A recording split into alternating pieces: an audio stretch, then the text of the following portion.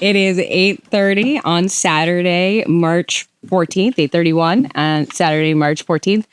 And this is the FinCom budget hearing, public hearing for the FY27 budget. So thank you everyone for attending or for listening in in the future. We really appreciate everyone getting engaged and taking the time to learn about our municipal budget. So I'll just start off by discussing what this is and what this isn't, and sort of how we lead up to the public hearing for the municipal budget. So for today, we will be discussing with Evan Broussard and multiple department heads, specifically the municipal side of the budget, minus rec. We'll be seeing him along with the superintendent from Blackstone Valley Tech on Wednesday and talking to Jay on Thursday evening. So this is just the municipal side of the budget for this morning. The other piece is just sort of a reminder. This is truly a public hearing. The Finance Committee over the last 3 or so weeks has already broken off into smaller groups and had conversations with each of the department heads talking about line items, asking questions. So there will be some follow-up, but this is really the opportunity for the public to ask questions and to learn about the budget process. We have nobody online. So in person, we have Dan Kosher, Greg Marr, myself, Victoria Duckworth, we have Kyle Quirk, we have Angelina Correa, and we have Mark Haddad. Oh, and Heather McHugh. Sorry, she's on the other side of the table. So apologies. Okay, with that, I'll entertain a motion to open the public hearing. So moved. Second. Okay, by roll call, Heather. Here. Yeah. There's nobody online. We don't have to do it. You don't have to do that. You didn't open the public hearing? All right, there we go. Just kidding. We do set vote. So, you don't have to do roll call. But that's what I was voting. That's what I was doing. You just don't have to name people. You just say aye. But also, Amber, I think, was about to say not a public hearing. Right. Yeah, this one. Oh, not a public hearing? Oh, just kidding. Okay. Well, then It's not a public. You just declare them I the thought meeting it was open a and public hearing. All right, well, I declare the meeting open. I withdraw my motion. Yeah, sorry. I was on my second public hearings too, but they're not. I was convinced. All right, well, so you learn something new every day, which is part of the reason we're here, right? Awesome. Okay. So since we are all here and I called roll, let's get started. Our first agenda item is to discuss the engineering, highway, DPW, sewer, and cemetery and parks budgets. I believe we have both Paul and Kevin here today. Good morning, gentlemen.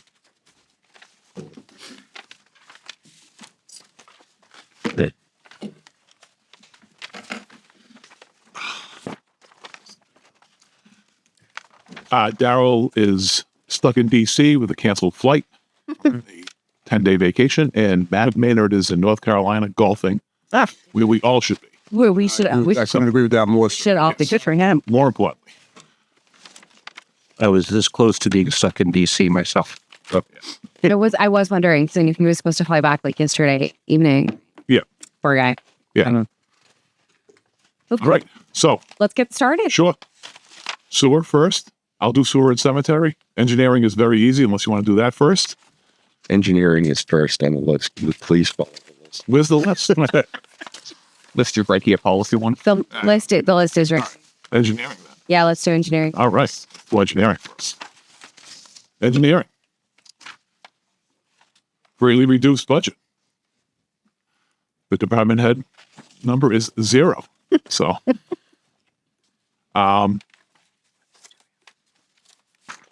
much to talk about there. Yeah, obviously his PNT line which is mostly for the MS4 permit, has been moved to capital. And so that's it. Yeah.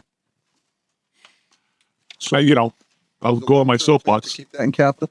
What's that? Is the long-term plan to keep the MS4 in capital? No. And What is the long-term plan?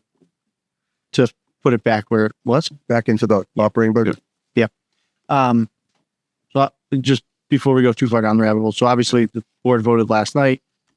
So we are working on our contingent budget. And so we're going to have to probably segment this conversation into the department heads are presenting what the level budget would be without any additional revenue. And then we're going to have a separate conversation about what it looks like should the override pass. So if we could just keep that in our mind, just so we don't have to. I will go down the rabbit hole then. No, you can No, it's fine. absolutely go down So, the rabbit hole. Since the public hearing and somebody might watch this meeting, it's a grave mistake. It's an important job. We've done a lot of work over the last 10 years. I'm leaving in November. Kevin's got a lot of work to do on his own. There's nobody to cover these public jobs. And the biggest mistakes we make in public service is when we don't have a representative on site when these jobs are happening. And so it will cost more in the end. It won't be done quality. And we're going to lose a guy who's got intimate knowledge of the infrastructure of this community. And so anyway, that's what I Allowed you to retire. me. So, That's a good answer. Oh, nice. but anyway, so that's it for that from a, personal standpoint, a taxpaying resident of this town, we're going to lose a lot of stuff. So, You know, when we did our meetings, there was a lot highlighted where there was a lot of catches that position did, from, paving of roads and that not using the correct amount of product, a lot of skimping and cutting around the edges, and other things obviously as well. But just, I think there's a lot there that we would be paying for later if we don't have this position to oversee and do what it's supposed to do. well, for example, that George Hill Road project that we've been dragging along for 10 years is finally out to bid. Yeah. And somebody needs to be there every day, not the whole day, but you need to have somebody there showing up randomly to make sure that people are doing the job right and doing what we're paying them to do. So, and that, we've got that. We've got intersection improvements, bridge replacements, culvert replacements, and we need somebody who understands how those jobs work. While like conservation is the lead in a culvert replacement on Marion Road, from a conservation standpoint, they understand all of those issues, but they don't understand the design, the construction, how to make things work, how to make a decision to not delay the project, which then costs us more. Where Brian can easily, say, no, that needs to go this direction. And so anyway, so those are the things we're going to lose if we, permanently lose that spot. So with the override, that would go back into the budget. And would it be level funded with the previous year, or would there be an increase? To the salary line, Yeah. there's an increase. So it would be 4.5% over what it is currently, ish, probably 4.5. So is there somebody in that position? Yes, correct. Yes. There is. So this person would retain the job if the override passes. Correct. That's right. He's been in that position for how many years now? 20 something. He's been there for a while. Longer than me. Yeah. He's Over 20. intimately familiar with the town is a mild way of putting it, right? We rely on Brian for a lot. A lot more than most people realize. I think Paul makes a very strong case for retaining that position. You're 100% right in everything you said. Well, hopefully the override passes. I guess we're going to be saying that a lot today. What you feel like? I mean, that's Evan, your point is maybe the best and one that I should have brought up at the top, and that's that we are reviewing a level budget, which is the existing funds that we have today, no override. So there's a lot of pain associated with this budget, and we're starting at line one, right? Line one, we're losing our lead engineer. Well, what I want the general public to know is that it's their money. Absolutely. It's not our money. It's, they pay the taxes and they're paying his salary. And if that, over the overall budget, that number is more important than the quality of the work that they expect, then that's their decision to make. But it's foolish, in my opinion. It's a waste of my money if we're not gonna monitor and expect the same quality of work. So, May I ask another question? So last night, your projection and Jay's projection was for 5.7 million over 5 years, and the board voted 5 million for 5 years. So in FY27, is that loss of the 700,000 going to have any impact on what you decide to put back in the budget, or are you going to go with what you're? No, and we'll go into that a little bit deeper, but right now I'm going to pull up something else on the screen because of our BVT and actually is it Bill in the booth today? Who's in the? Could you minimize the Zoom participants screen? No, okay. Yeah, there you go. Thank you. So we're running currently, as of this morning, $346,000 surplus Because of the BBT assessment. because of BVT, and this includes the withdrawal from the mosquito control group at 90,000. All of these things are contingent upon Town meeting.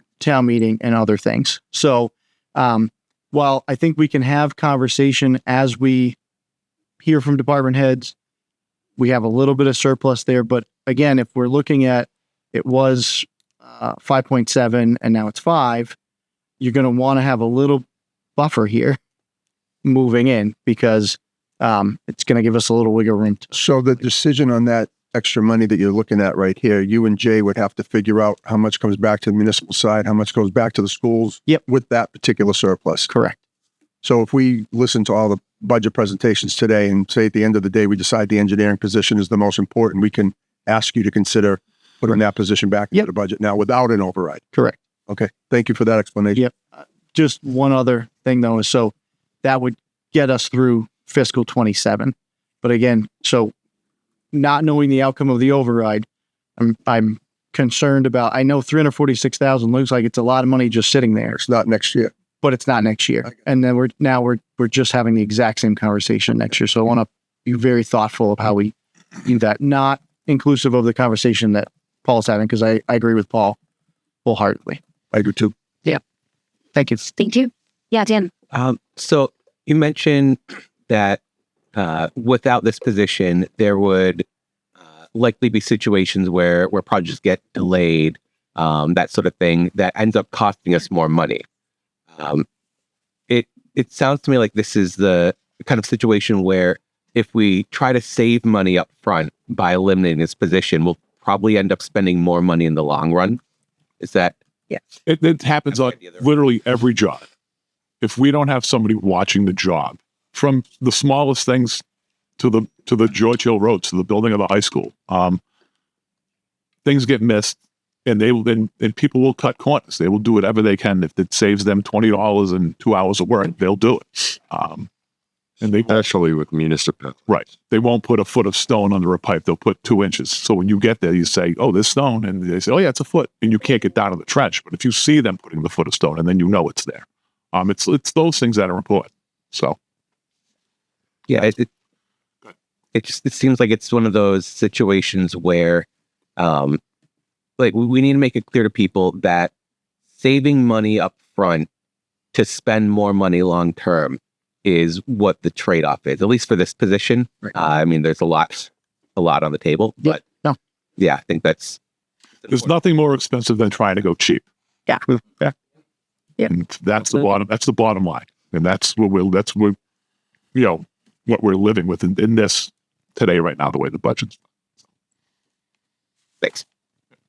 And the thing a lot of people don't realize too, monitoring these projects, sometimes they don't rear their ugly head until 10 years down the road when catch basins are caving in and, curbing is failing and stuff. So it could be a surprise a lot further away. Okay. You thought that was going to be easy. Yeah. Oh, that's- Thank you. Kevin, hi. Hey. So I'm pretty much level funded as best as I can here. We've been as the same as last year, filling in that delta with the with the crack filling and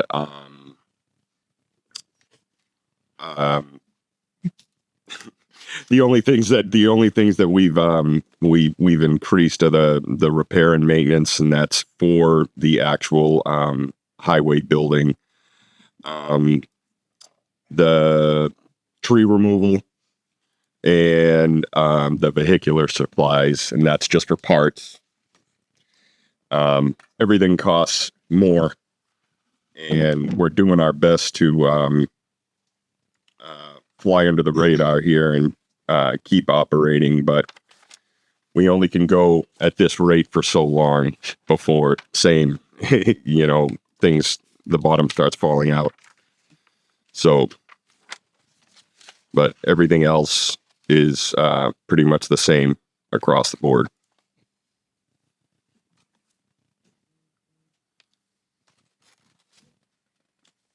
Any questions? So are there things that we are putting off by keeping the funding basically level at this point? Are there places where there should be increases that there aren't at this point?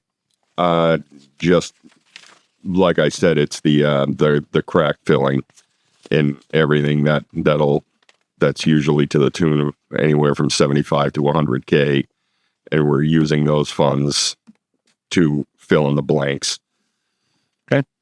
Right. So specifically, you said it's been like 3 or 4 years since we've gone on an expedition to truly do any sort of crack sealing. Right. And We're using those as movable funds within your budget to.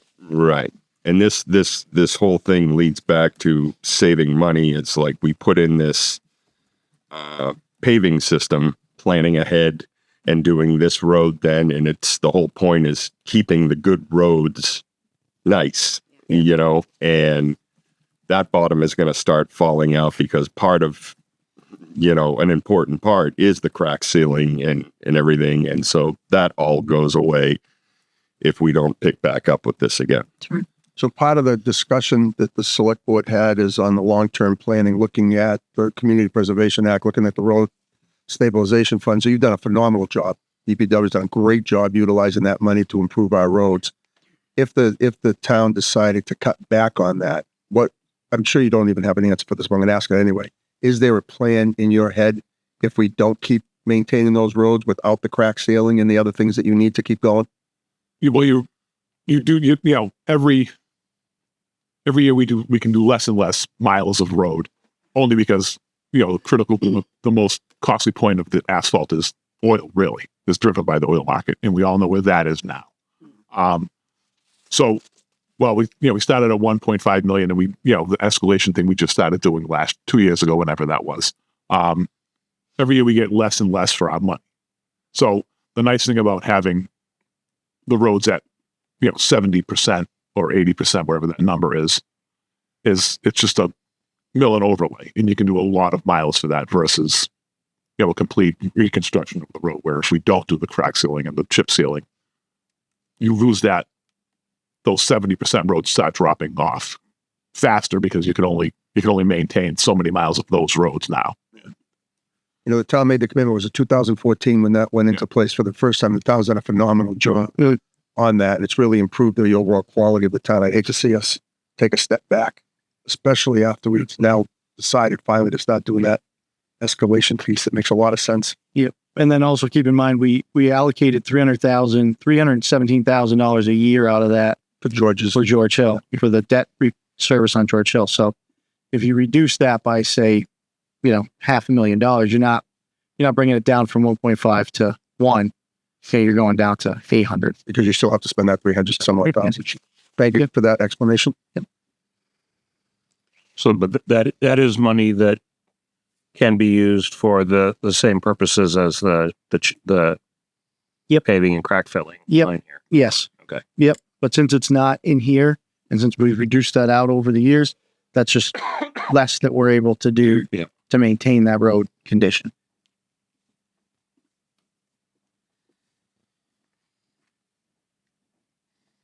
Okay.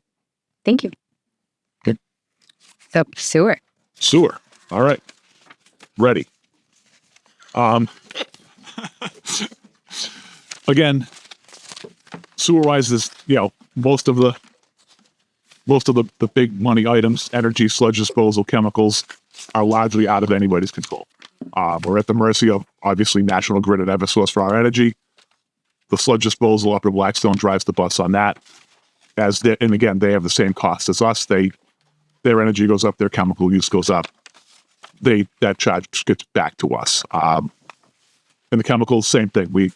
Some years we spend a lot, and it's based on flow, and the flow is really high right now because of the melt off and everything else. But those numbers, again, we spend a lot of money on ferric chloride, which is a waste product of iron production, and the more iron the country makes, the cheaper that gets. But so everything is, and then the other stuff is really just the salary increases.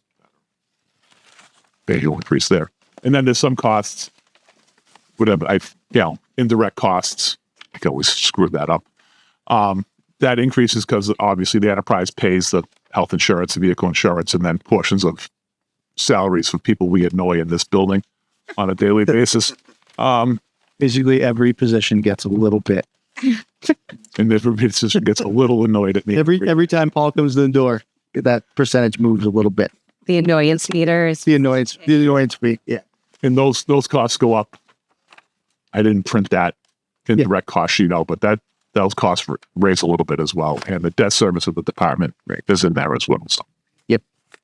I recall last year, the previous year's sludge fee had been absolutely out of this world. Yeah. And there was a lot of issues with that. This last year, we did not see that same massive surcharge. Well, what happened with us was 2 years ago, whenever, Yes. calendar year, fiscal year, Upper Blackstone shut down taking sludge for like 6 weeks. So every community that goes there had to find an alternative source. So everybody went to Lawrence. And Lawrence, obviously now they have you. They know. Right. So that, so then instead of trucking it ourselves, we had to hire trucking. So that everything, those costs escalate from there. What about rates for the sewer this year? What's this? So we're going to raise the rate. The board, we've been talking about it for probably 6 months. So we're probably going to we haven't raised the rate since 2018.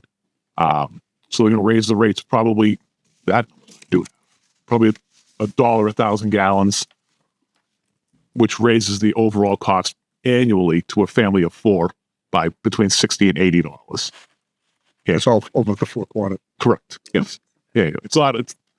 $1 seems like a lot, but it's $1 per 1,000 gallons. So in the average house with a family of 4 is 15 to 20,000 gallons a quarter.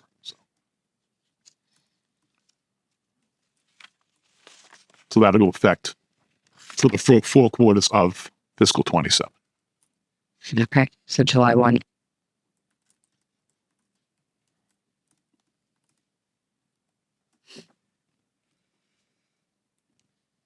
Okay. Any other thoughts, questions on the sewer enterprise fund?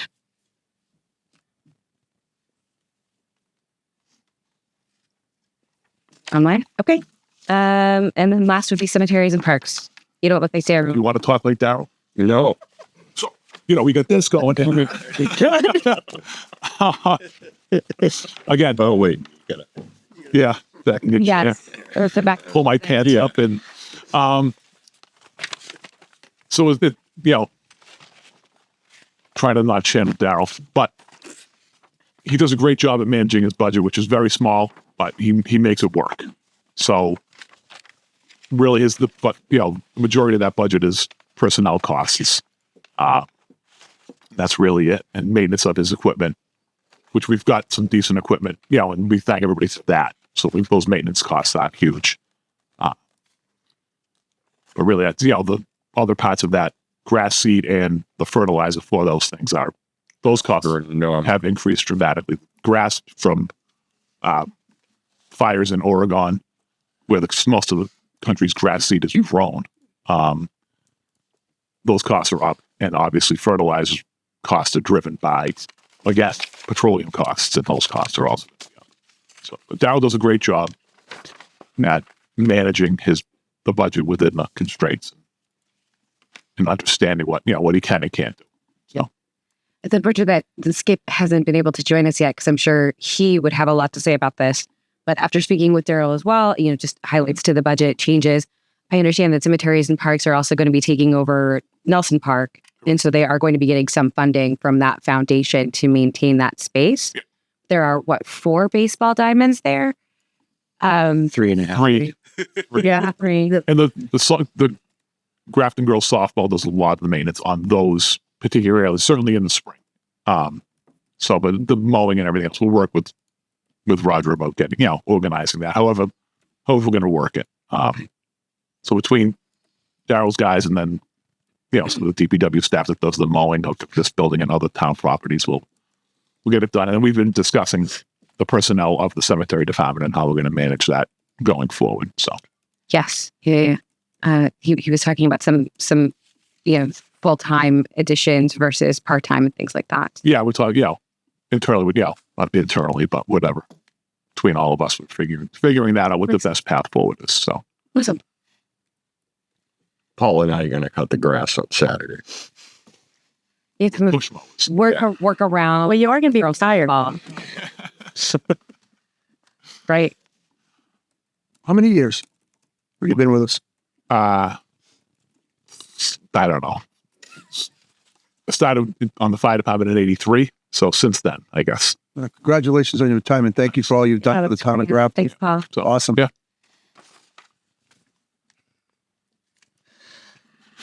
Well, it's November. We're still going to get him in October. Right. We're still going to bug you. Still going to bug you. You're going to miss that meeting on purpose since I've already said congratulations. Yes, you can't come now. I can't come down. That's it. I'm done. He'll be stuck in DC. Okay. And it looks like, Evan, you'll go through sanitation and snow and ice later. So, Sure. okay. Don't have any snow and ice questions now while I'm here. It might not be a bad idea. You know, we're the couple really do it. How big is the deficit? What's the plan to make it up? We were at, I think I was at 160,000, but I was still waiting for salary to come through and any additional. Our last salt invoices just got passed and we just turned them in this morning. So we are up to the same amount of salt that we used last year with half the rate. So we went out double the amount and used the same. This winter was terrible. So I'll make up for the deficit with free cash at the spring annual town meeting because the levy will be so tight. Maybe. I'm at $300,000 right now. Deficit. Want to switch? we'll probably Oh. be, We'll be pushing that. we'll be 2 to 230, somewhere in that range would be my guess by the time it's all. That's the biggest deficit in the last several years, right? Oh, yes. This winter's really been awful. But DPW did a great job of Yes, they doing a new plan, so they reduced salt by almost 50%. So think about what that deficit would look like if that wasn't what was happening. Did a great job on the roads this year. Yeah. Awesome. Good. Thank you so much. With With a lot less people than nobody. Yeah. Yeah. But we just plowed more. That was, if you got to reduce your salt, you have to plow more, which is, so people are like, oh, why are you plowing? There's only an inch of snow on the road, but you don't have to melt it off. Instead, you plow it off. Right. Gone. Yeah, great job. Yeah. It's a phenomenal job. I mean, I heard so many people say it over and over again. All you had to do was just drive over the line into Shrewsbury or Westboro. And I mean, just automatic skids as soon as you hit off of Grafton Road. So thank you guys so much for all of your hard work. It's all the guys. It's like there are 28 plows touching the ground and each one of them are gold. It's the first year they didn't plow my driveway in. I'm like, yes, they went on the side and I was so psyched. Where do you live? I'll mention that. Yeah, come back. Keep doing it. Keep Where's doing it. Daryl now? Yeah, I offered. They won't let me drive a plow truck. So No.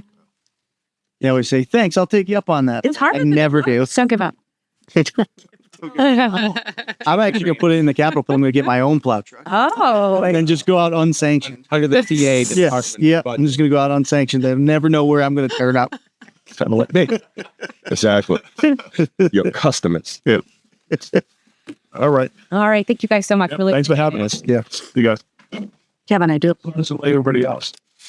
I don't know where I live. We got plenty of time. We love being here on a Saturday. All right. So next up, Chief Matthew. Eric, come on down. I've got a list. Okay, signs of it. I'm sure we're. Hey, Steve, how you been?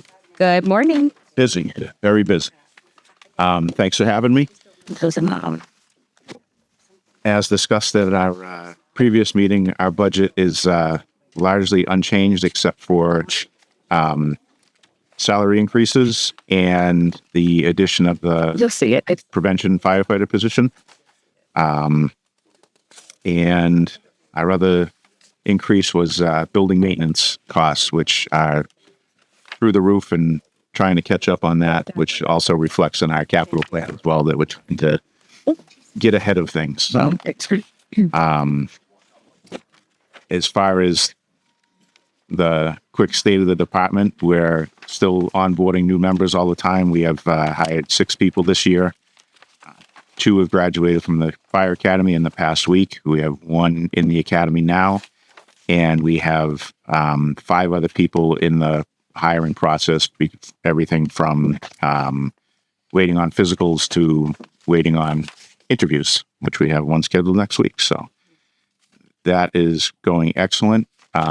This year, we also had a huge highlight for the department is the members were able to effect a rescue of a citizen in the Forest Lane elderly housing complex from a fire, which the crews from Station 1 were the ones that did it, and they did an excellent job. And to give you an idea of how rare that is, that a fire department rescues a civilian, it's the first one I've been involved in 32 years, serving 2 different departments. And especially when you talk about a smaller town and a call department, it's unbelievable and an amazing thing that they did. So I can't recognize them enough. Paul left, but he was the incident commander and stuff. So it was it's just amazing, and super proud of them. So,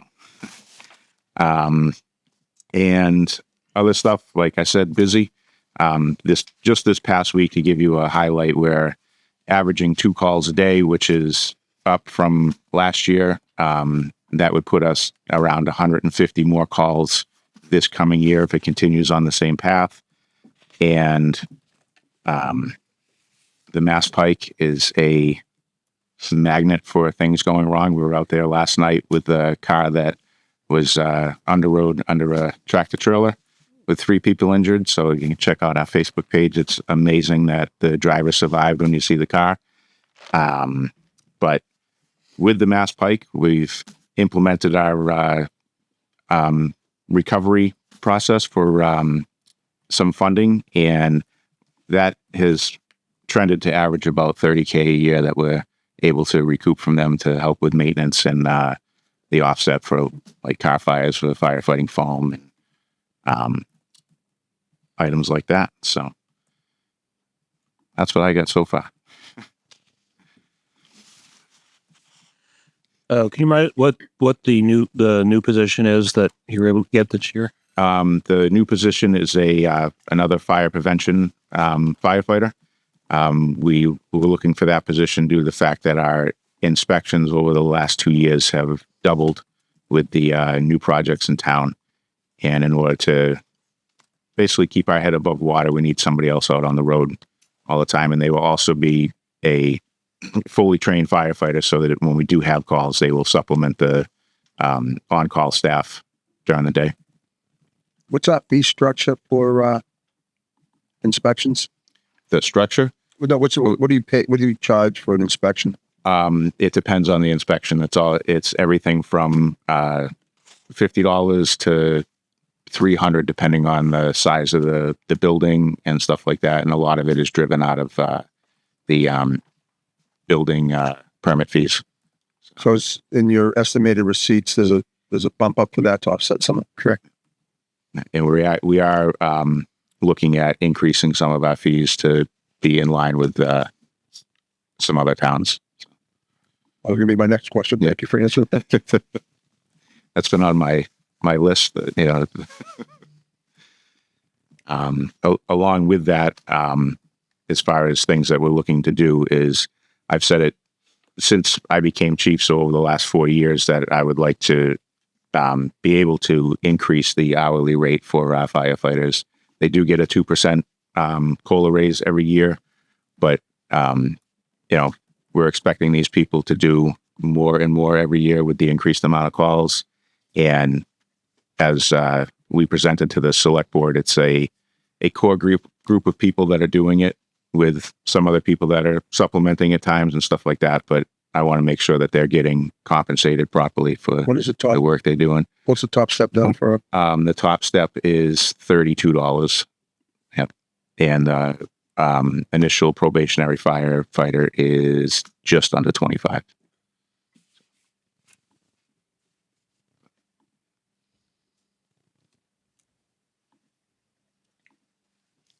I think I had one question for you when we met. It was around what we've been able to recoup since we started charging the state for incident responses to the Pike. Yep. Is it 30? Well, at this point, over the year and a half that we've done it, it's 45,000. 40. You said it? And we were out there 3 times this week. So I did see that photo this morning. Is it like per incident? Is there a flat rate? there's a flat rate for the first hour, and then we can charge additional per apparatus at a preset rate if it goes over an hour. So we get more money if we have our heavy rescue truck out there or a hazmat truck versus a pumper. And even the command car has a rate. So I'm really glad that regardless of whether or not we do vote for the overhead or not, you're getting your additional fire prevention officer. I know you've been looking for 1 to 2 headcount for essentially the entire time you've been the chief, right? Yeah. And you've had a completely flat budget the entire time that I've been speaking with you. So I'm glad to see public safety getting some much deserved love here. and to go along with the need for the override and in order to keep our services, I know the projection was if it isn't given, we would actually lose that position in 2 years. That's right. That would be a big hit to have to pick up that workload again and distribute it back amongst 2 people. So, Well, and it's also going to be difficult to find the right person to fill a position who knows that it's a 2-year maximum position as well, right? So that also does kind of hamstring you Yep. a little bit. That's something to keep in mind Madam Chair. for Reynolds Law. Yes, please. So that's the plan if there's no if there's override, right? no override. Okay. So I mean, you would think if there's no override this year, they would try for a different kind of override next year instead of just resigning the town to this downward spiral. But You would think. I would You hope. would You have a plan for the obvious, Dan. But still, definitely, Very odd. it gets back to that uncertainty Right. for town employees that like it could be a 2-year thing, and this is it's not really like a stepping stone kind of job where you work for 2 years and move up to something bigger. It's the kind of thing that is like a longer term career kind of position, right? So Do you have someone like in your current workforce that would like to move to that position? I'm just thinking, how do you find a firefighter who doesn't really want to be a firefighter all the time? It is very tough. Yeah. That is a very interesting position, and they have to be into that type of job. And there aren't a lot of people that want to be firefighters that want to take on that role. I'm sure we actually have people in house right now that would be interested, and it may be just using it as a stepping stone to something else in the future, and then being able to backfill that position. But we are going to look at it as a being able to train somebody right from the start. So there's not going to be a lot of requirements to fill that position, but we're going to make sure that they kind of create our own habits instead of bring other bad habits into the thing. So, Always good to train Yep. your people. and it's, as we've discussed, it's an incentive for people to join the call department where they can potentially step up through the ranks and stuff. So, Okay. Any additional questions for the chief? were we talking at all about capital requests that are retired? Remember if they're There are some. We can do either or, whatever the pleasure of the board is trying to Do you do. have a specific question? Yeah, if we have a specific. I was just wondering what we had for capital plans for this year or in the next year or two. Most of our capital requests this year center around the building improvements and maintenance, something that we've jumped on in the last few years in order to keep what we have going.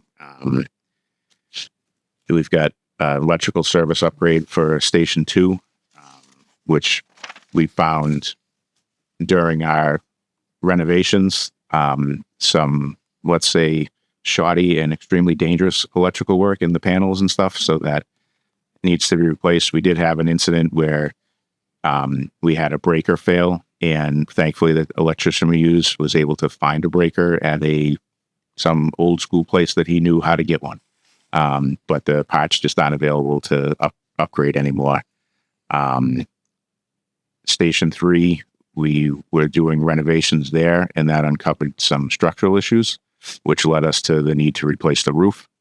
So that's on the list. And to fix those structural issues, we also had to demo the second floor meeting room to be able to fix those. So that's another cost that we're looking to do to remodel that room. And then for safety and ease of maintenance, we're looking to do the epoxy, the apparatus floors in the stations 2 and 3. So, and the other one is the asphalt roof at headquarters is 15 years old now, and the Sunbeat side needs to be replaced. So It's a total of $290,000, not inclusive of the $280,000 in lease payments. Which one lease payment? This is the final year, and then the other truck has 2 years, I believe that. 3, 2. yeah, it's 2. So we don't have any new trucks coming in for another year or two. Is that? It all depends. Don't talk to me about the truck. Yeah. I just making sure there's nothing. Yeah. We don't have a big one coming in. Then. No, the next one coming in is a brush truck, and that will be hopefully in this coming fiscal year. But until they secure a chassis and stuff, we honestly don't know if it's going to be this year or not. So okay. That's the unfortunately the nature of that beast. So. Frustrating. How's our current brush truck? We have 2. We have 3 brush trucks total. One of them we replaced a couple years ago with a new one, and over the course of last year, the members rebuilt one of ours and made it more worthy of going off road and stuff. So we took a regular pickup truck and put a different bed on it and gave it a suspension lift and some off road tires, so it can actually go off road and do what it's supposed to do. And we were able to do that with less funding because we used the stuff that was around.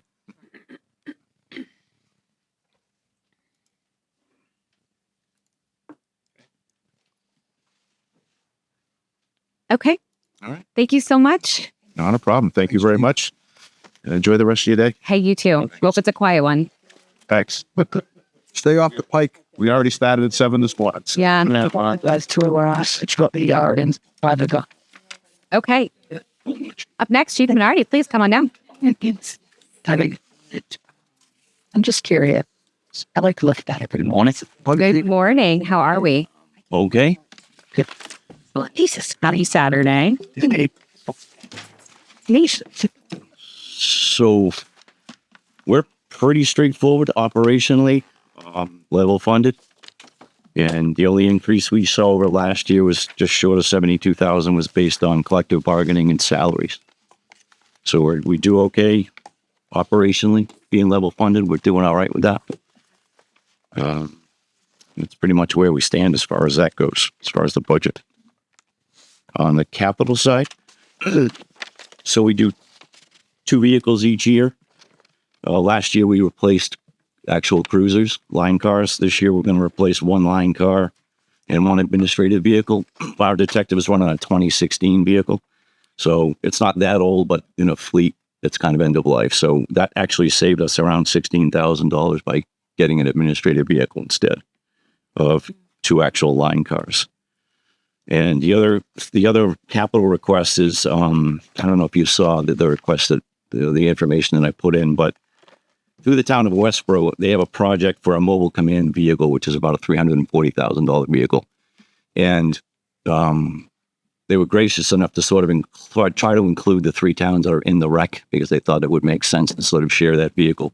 So they were looking for, essential partnerships financially with that. So through speaking with Evan, what we thought we could potentially afford would be that $50,000 towards that vehicle. So it's a pretty incredible vehicle if you didn't look at it. It's essentially everything you would need to run a critical incident from a vehicle. And not only a critical incident, but we're also talking about, say, even just community events like a parade or National Night Out, any type of community event. And I know Westboro does a lot with that as well. So it's not really a luxury from my perspective. From a public safety perspective, it's sort of a critical piece of equipment to have in today's day and age, and for us to be able to have the use of it for a very small portion of what the cost of that vehicle is, I think is a pretty good opportunity for us. So to confirm, we are paying $50K and Westboro is paying $290. Yeah. So I know the Westboro chief pretty well, and Westboro has. I mean, clearly, Westboro's funding sources are probably a little more robust than ours. So, and he's got. That's a good way to put it. it's a very fair statement. He's got some options there. So, right, yeah, that's where we're at. And then whatever MOA we would probably have with the town, and garaging it and all that stuff, we'd have to work out. But given that we're in the rec with Westboro, Yeah. And I already have a pretty good working relationship with the town administrator, et cetera, I don't think that was an issue to work those issues out. That's incredible. It's a great deal for us. Yeah. So when I met with the chief, we talked about a couple of things that I'd like to get an update from him on. One, the status of where we are with the regional dispatch. And 2, we also talked about long-term needs of the department in terms of personnel meeting the actual because of the population increase. What's your thought process? Where do we stand with the rec, and what's your thought process about increasing personnel within the police department with or without an override?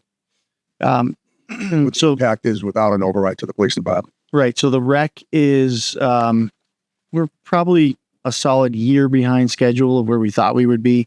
We're looking at about probably fall of 27 is when we'd be able to open. That delays primarily because we terminated an agreement with our OPM. So that paused us probably by about 4 or 5 months. And then we're back in it now. So we're just wrapping up, kind of the end of the design in order to be able to go out to bid. We're working on a potential bonding project for the district to just get more operational cash without waiting for the drops from the state, so that we can be a little bit quicker. But we're on track. Nothing really has, besides that one little hiccup, everything else is pretty standard for a municipal building project.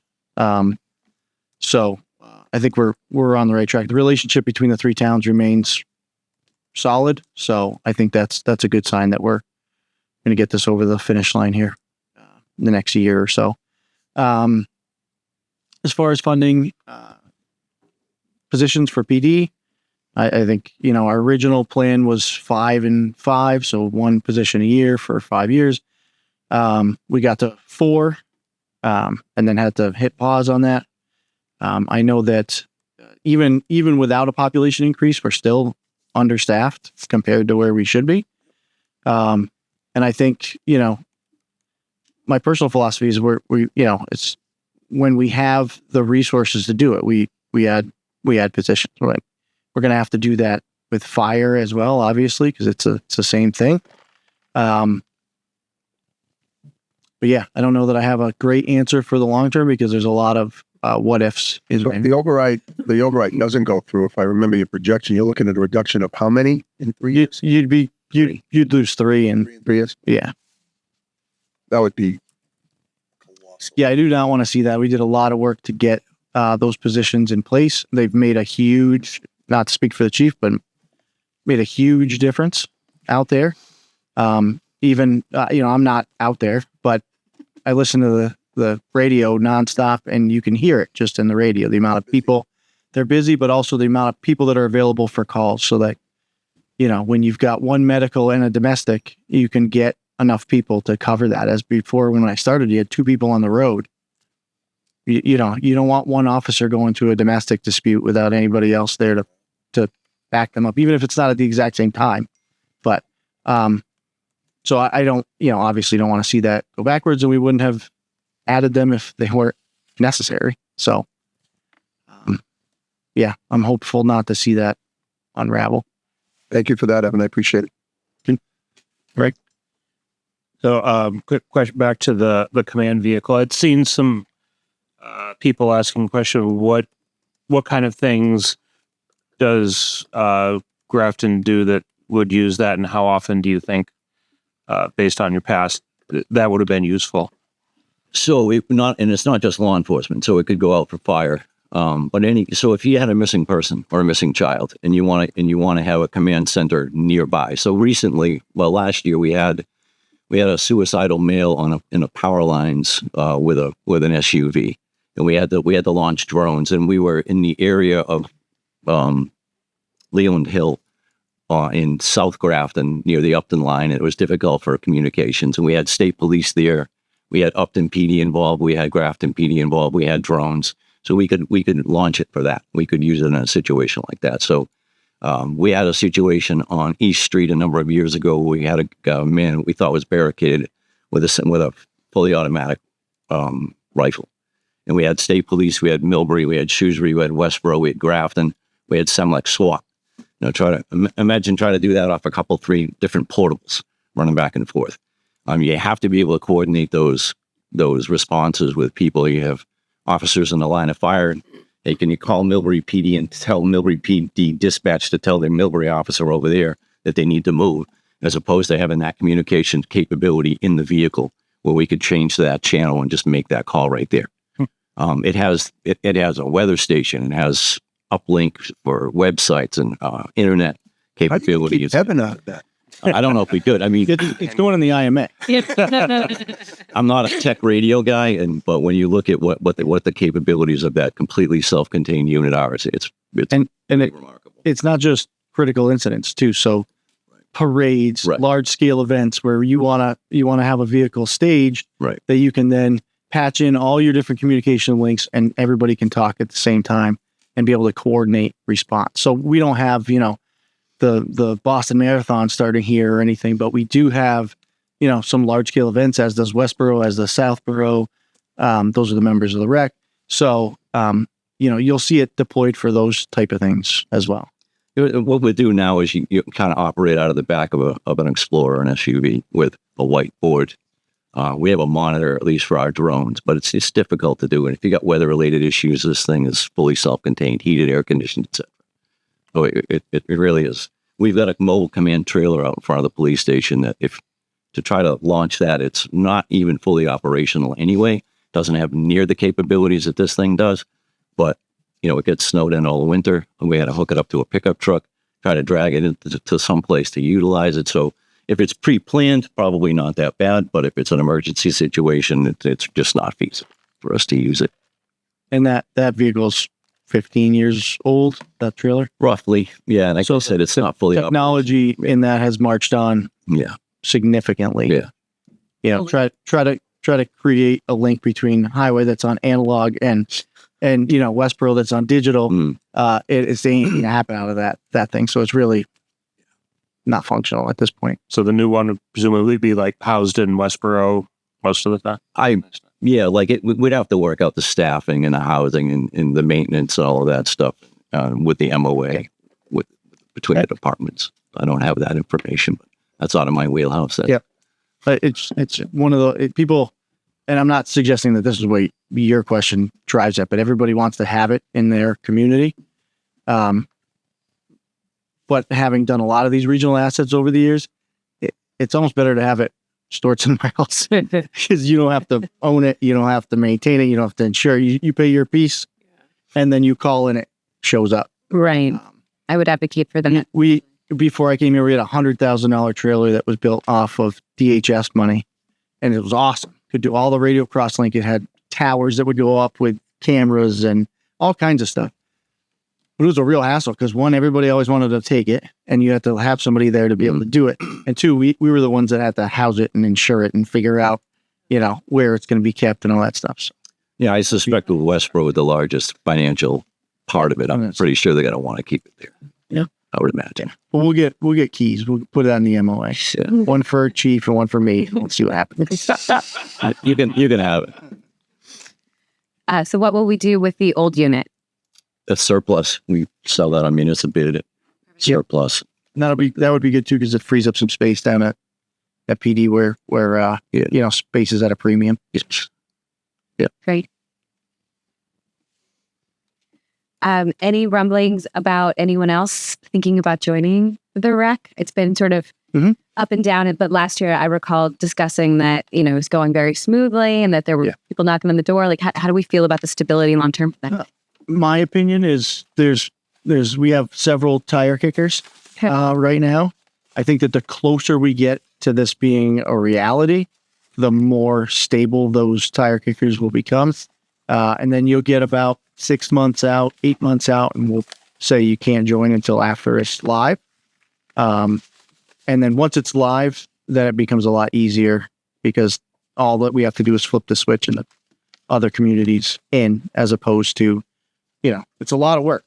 And a lot of towns are just watching on the sidelines, I think, and of course will come in after. So somebody's got to do it. Somebody's got to put in the investment and the time. Yeah, and I personally enjoy this part of it because we get to shape it however we want it to be. And then, if you sit on the sidelines and come in after, it's easier. But you don't have as strong of a say, Right.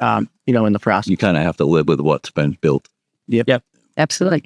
So we're willing to put in the work to offset that. Exciting. Any additional questions for the chief? Great job. Thank you, sir. Appreciate it. Thank you all for what you do, and especially these years. I know it's not easy. So thank you very much. Somebody's got to do it. Thanks, Chief. Thank you. Okay, moving right along. We have Katrina from the library joining us. I do have a presentation if you'd like me to share. Oh, that would be fantastic. It's so nice to meet all of you. Nice to meet you too. Welcome. Yeah, thank you. I'm excited to be here. And I wanted to thank also trustees Carrie Hogan and Aaron Vansky for being here. And thanks for Mr. Marr for coming over and telling me exactly what I need to do here. So welcome to Grafton. Thank you. I'm very excited to be here. Greg is a good resource for that sort of thing. Yes. All right. So let's get going. Of course, I have it at the very end. All right. So my name is Katrina Ireland Bilodeau. I'm the library director. I've been here for about 4.5 months. So I'm still getting to know everybody and learning about Grafton and learning exactly what the community is hoping to gain from the library. But I took some time to go through our statistics. I've got some interesting projections and stats for you. And then we'll go over the budget as requested. So our mission is obviously the kind of the guiding light for everything that we do at the library. We want to help people find and use information, develop their ability, and provide materials. I just wanted a quick plug on this too. The library is heading into a strategic planning process that I'm hoping to get underway mid-year.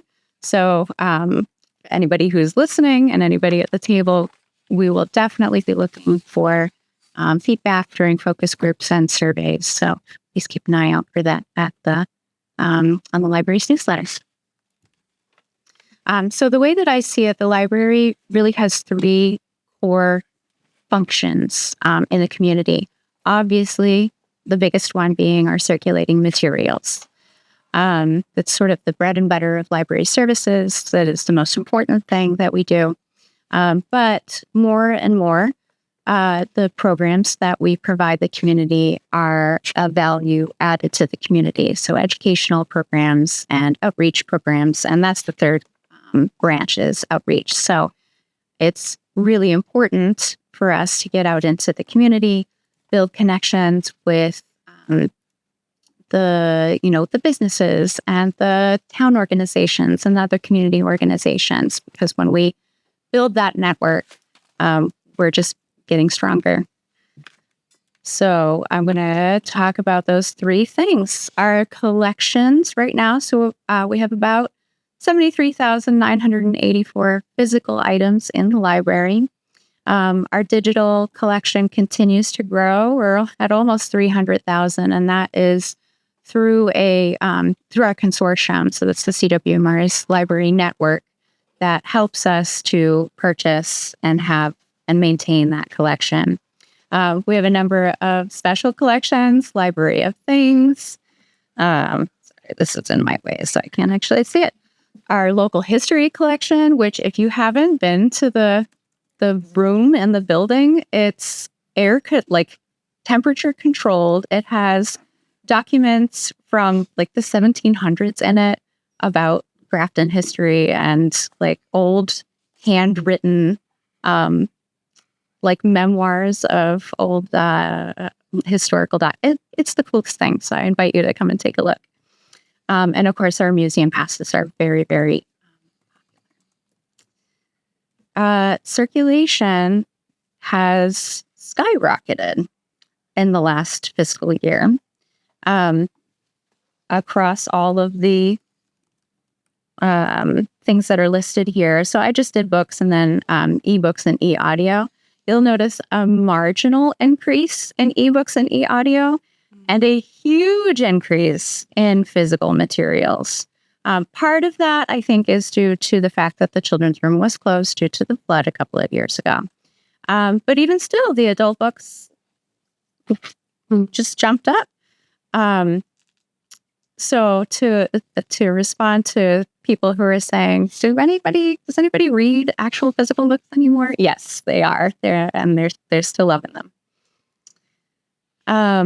So I put together a projection for this year, so FY24, FY25, and it's just continuing to go up.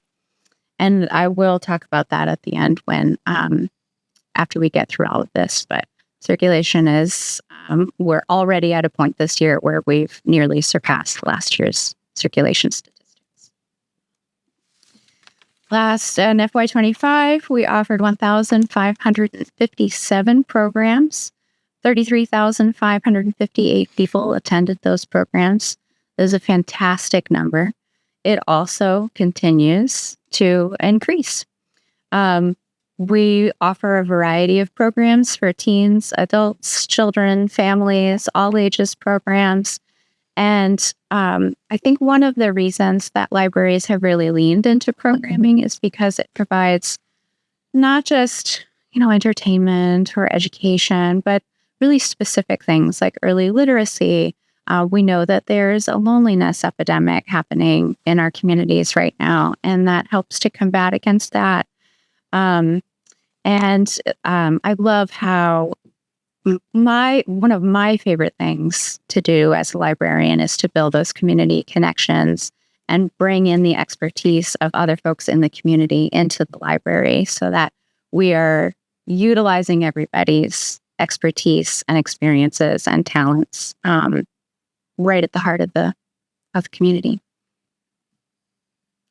And the third, I wonder where my photo went.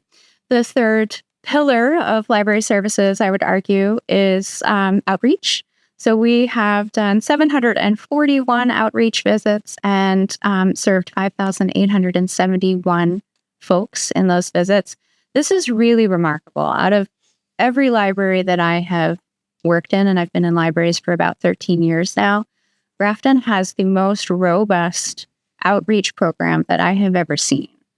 The staff are so dedicated to getting out into the community and talking about library services, connecting non-traditional users, inviting people into the building, teaching them about online resources that they may not know about.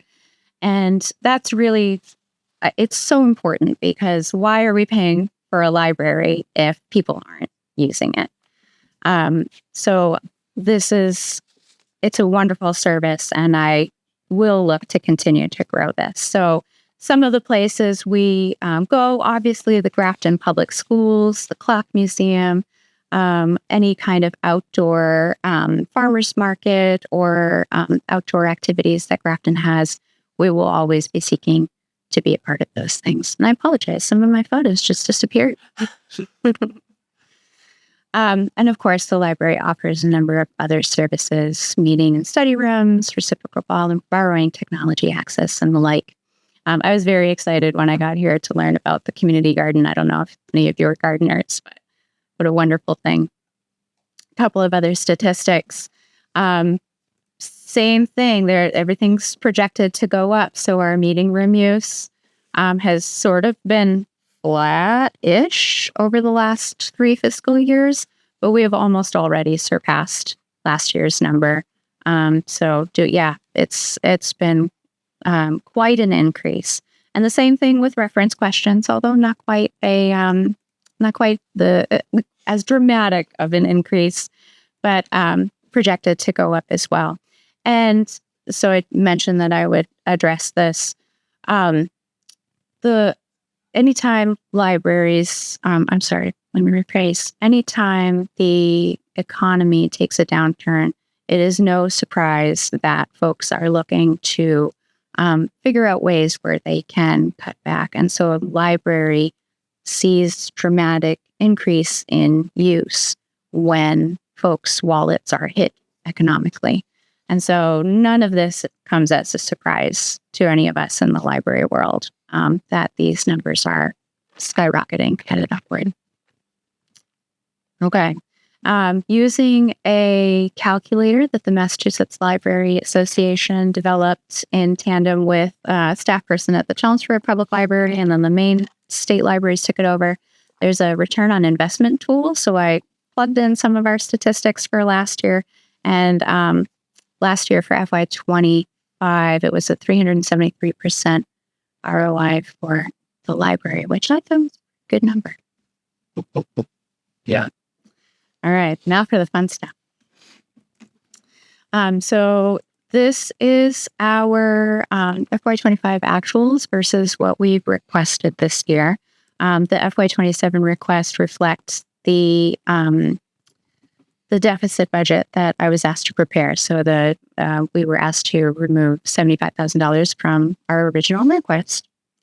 Couple of line items that I just wanted to point out. Obviously, repair and maintenance is a huge difference. This line does not include the, I think, $200,000 or so that we needed to repair the cupola that fiscal year. The $20,000 will cover our contracted repair and maintenance. It will not cover any emergency repairs. So the library's roof leaked this year. I think there's an ice dam there. Not going to cover that kind of thing. Contracted services we decreased only because we're going to move. We were paying for copiers out of that line and moved it to the rentals and leases. So that's why that line, the rentals and leases is increased. Contracted services is decreased. And if the budget passes, we'll be getting rid of one of our printers to save a little funds. Let's see, what else did I want to say? Guys, got a quick question. Oh, please do. Yeah. Is that a printer that the public has access to and pays for, or is that free to the public? Great question. So right now we lease 2 copier printers from Peak. The one that we keep is the one that's upstairs that the public uses. The other one is downstairs in the children's office, and the children's and teens departments use that. Okay. So it'll be inconvenient, but not insurmountable.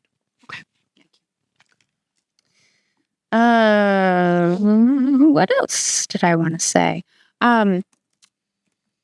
The periodicals line was decreased by about $1,000, and I do think it's important to note that.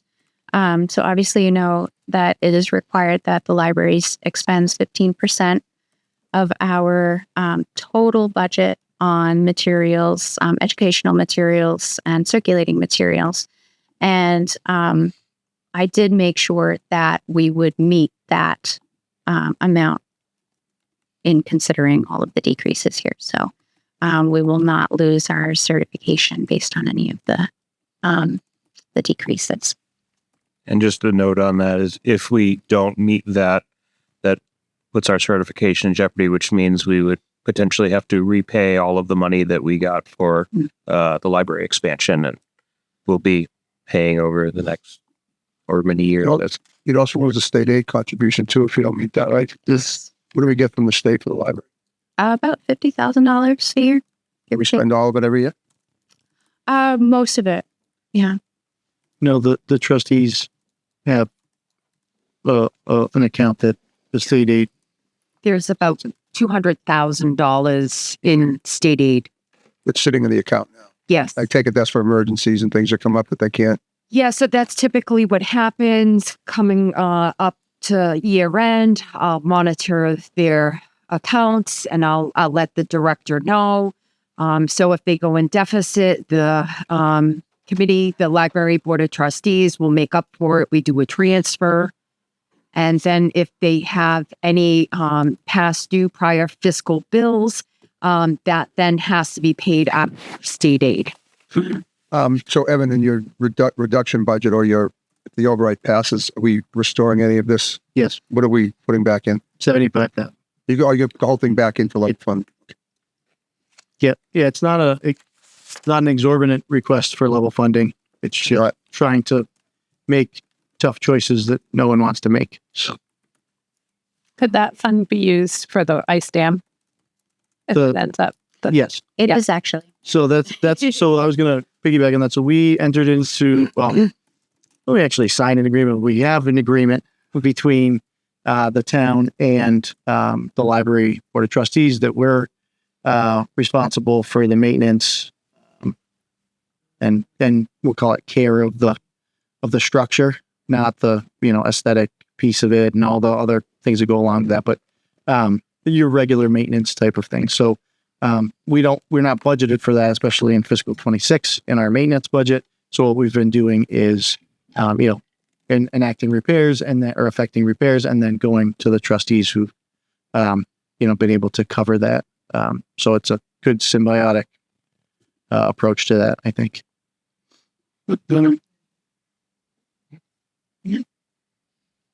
And the only other line item I wanted to mention was the programs. So obviously it's about a $7,000 difference. It would severely impact our ability to provide the same level of programming. And obviously we would be making some decisions around that.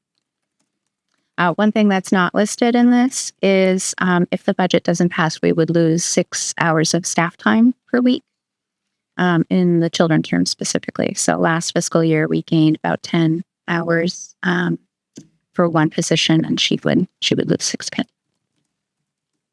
Can you talk a little bit about the programming? Because that's basically half. Yes. That's not, it sounds like it's not that much money, but it's having what? Yeah. So we do a number of programs over the course of the year. We divvy it out to the different departments so that they can plan annually. The children's department needs funding for April vacation and February vacation and summer vacation, which is obviously their big, very busy season. So we bring in a number of performers and activities to keep kids engaged over the summer. The teen room, I'm going to brag about this too. I've never seen a teen room like this. I've never seen so many kids in the library after school and on the weekends, just hanging out and engaging with the staff and playing video games on the couch. Like, it is the coolest thing. And they do a wonderful job because it's so difficult to get teens in for special programming. They do a different activity every single day. That's just sort of a passive thing that the teens can opt in to do or not do as they desire. So I think that has been a wonderful way to engage that population. And then, of course, the adult services programs do a number of educational craft programs and home improvement programs, author visits, and those kinds of things that require funding.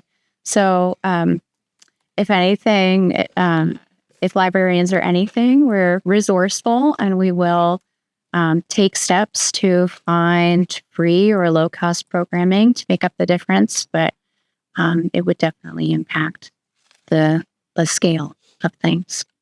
Yeah.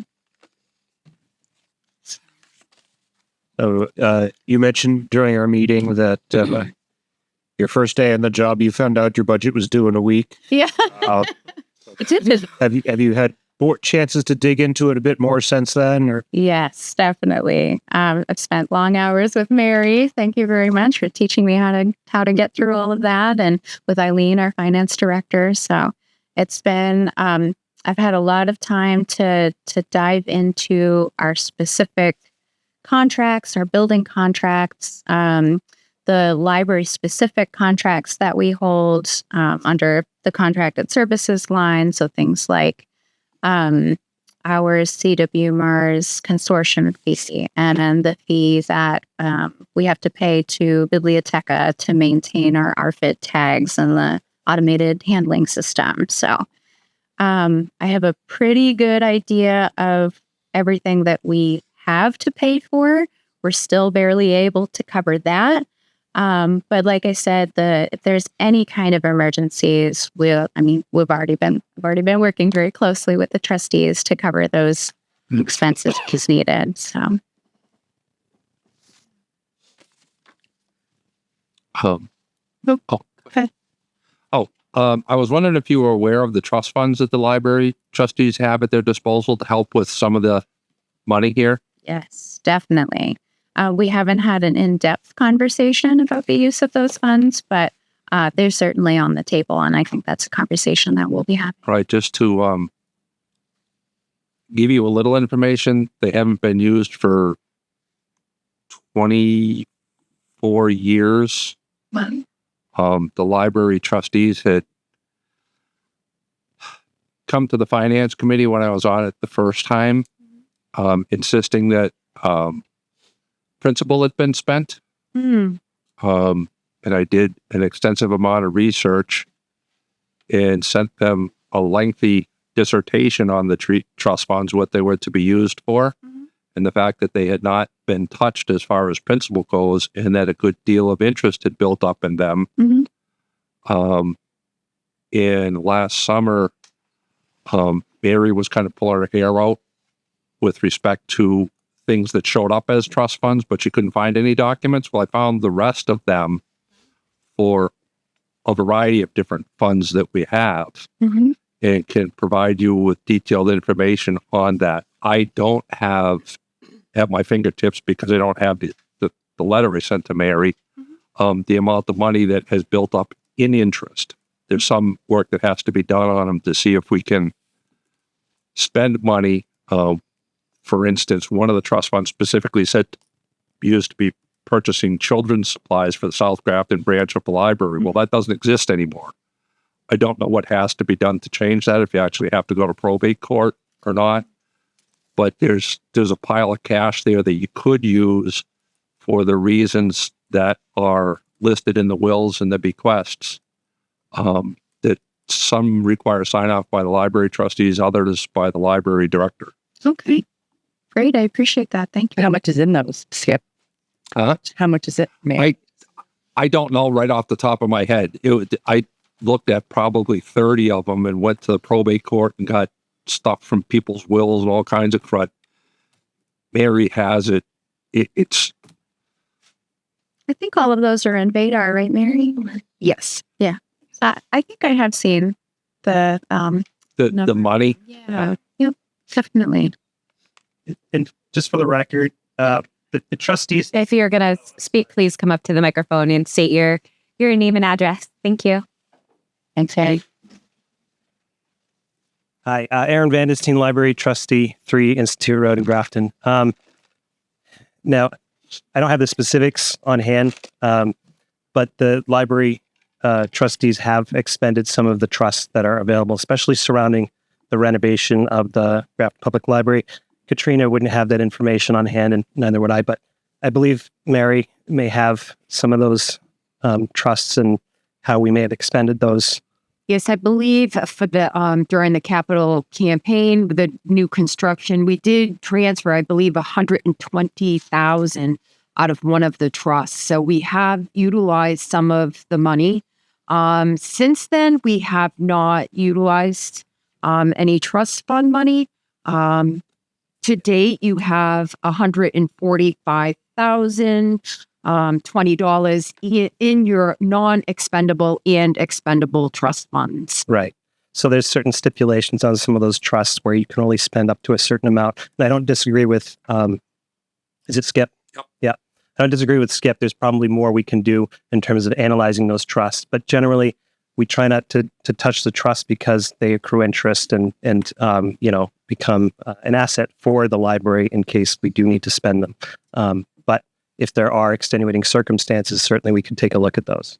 Oh yeah, it's all interest. That's what you can spend, but there's an appreciable amount of interest in them. Yes, expendable portion is $73,035. Yep. Great. Yeah, we tend to go to the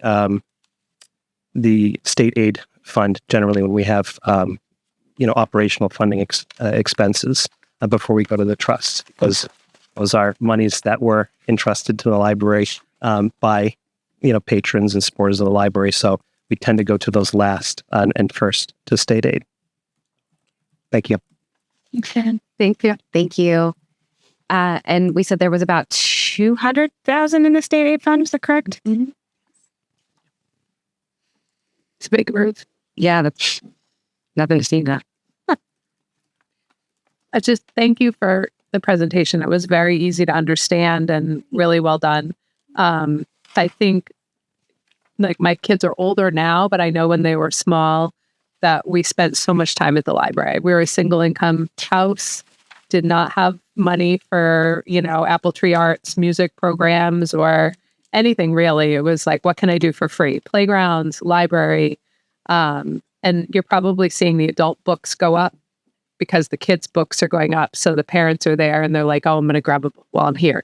Like you just get more people into the library with the children's programming. Mm-hmm. So thank you for what you guys do. I think that this is the kind of thing that is easy to look at and say, well, we don't need that.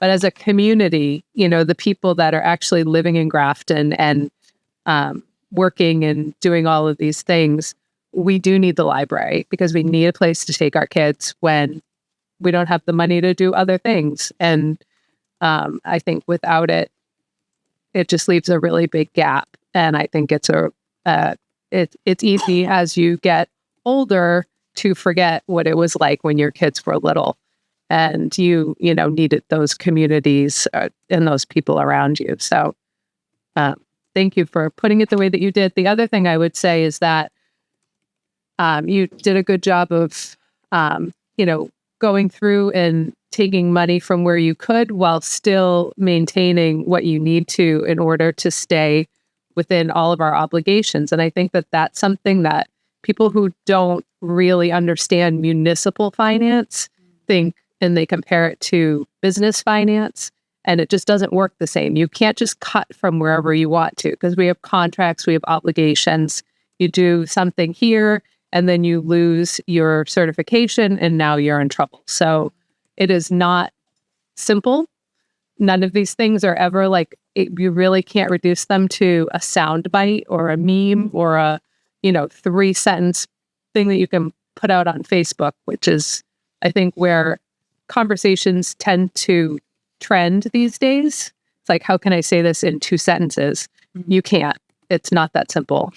So thank you for, even though it's not simple, you made it, I think, very clear. So nice job. Thank you. Thank you. Appreciate that. Yeah, beautifully said, Angelina. Absolutely. Thank you very, very much. Yeah. Thank you. And we do have one piece of public comment. Oh, great. Piece of public comment. I don't know if that's the correct unit of measurement. Close enough.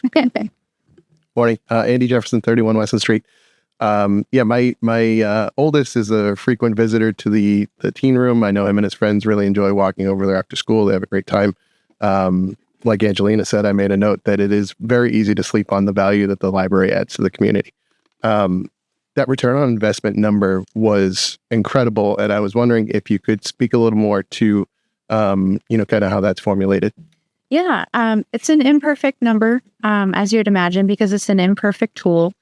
But essentially, it assumes the value of certain services and items that we offer to the public. So an adult book might be worth $25 and a children's book might be worth $18.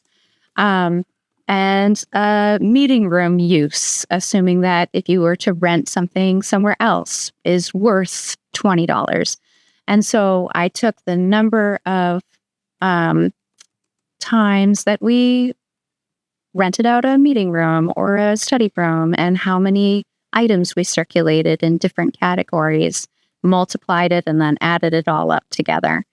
It doesn't take into account some types of things that we offer, like Library of Things. So we've got some interesting items there, like telescopes and garden tools and things like that, you might not need to use more than once a year, but it's really difficult to put into a calculator. So things like that aren't calculated. Outreach isn't calculated. So going out and visiting the school and doing a story time, or visiting the Crescent Manor and providing services or homebound delivery service, those kinds of things aren't calculated in there. But meeting rooms, reference questions, all of the different types of materials that we circulate, the ebooks that we circulate, those kinds of things were calculated in that number. So although that number is sort of difficult to quantify and a little arbitrary, it probably also doesn't fully capture the full benefit of our library, given that it's kind of in between those four walls and doesn't necessarily fully encompass the things that we do out in the community. Correct. Yeah. Okay. That's super helpful. Thank you. I love your hair very much. Oh, thank you. Well, thank you. I appreciate the difficult chore you have in front of you. And thank you very much for your time.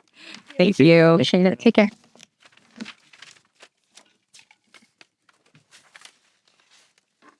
Okay. We are on time. Made up some time somewhere in there. So our next item for 10 a.m. is Mary and Faith. We have Mary here with us now. The first line is cross-centered. Thank you. Hello. Hello, Mary. How are we? I'm well. How are you? I'm good. You're the first smiling face I saw when I walked in. So I'm happy to be here. Been here fresh and ready to go all morning. Just got our grafting gear on. So I'm going to speak on the accounting and treasurer collector budget. So we recently just hired a new treasurer collector, and she started Monday. So we're still Get her budget done? Yeah. Yeah. Hope it came off as good as the library director. Well, I Jessica, the prior treasurer collector, she completed the budget, so I feel comfortable enough speaking about it. Yeah. I didn't want to put the pressure on the new employee. No, but she'll definitely be here next year. I was just kidding. We don't need to intimidate her on her first week. So the accounting budget reflects no operational increases in expenses other than contractual salary adjustments. Department spending remains level funded while continuing to maintain and improve internal financial controls and processes. Within the treasurer collector budget, $2,500 was reallocated from professional and technical services to the tax title account. In recent years, changes to the Massachusetts tax title law have increased administrative and legal requirements associated with managing the tax title properties, including additional documentation, processing, and compliance procedures. The modest increase anticipates a small rise in costs associated with properly managing and processing the tax title accounts. An additional $500 has been added for the employee training and seminar fees. This funding will help support continued professional development for the department's new leadership and staff, ensuring they remain current with municipal finance regulations, accounting standards, and best practices.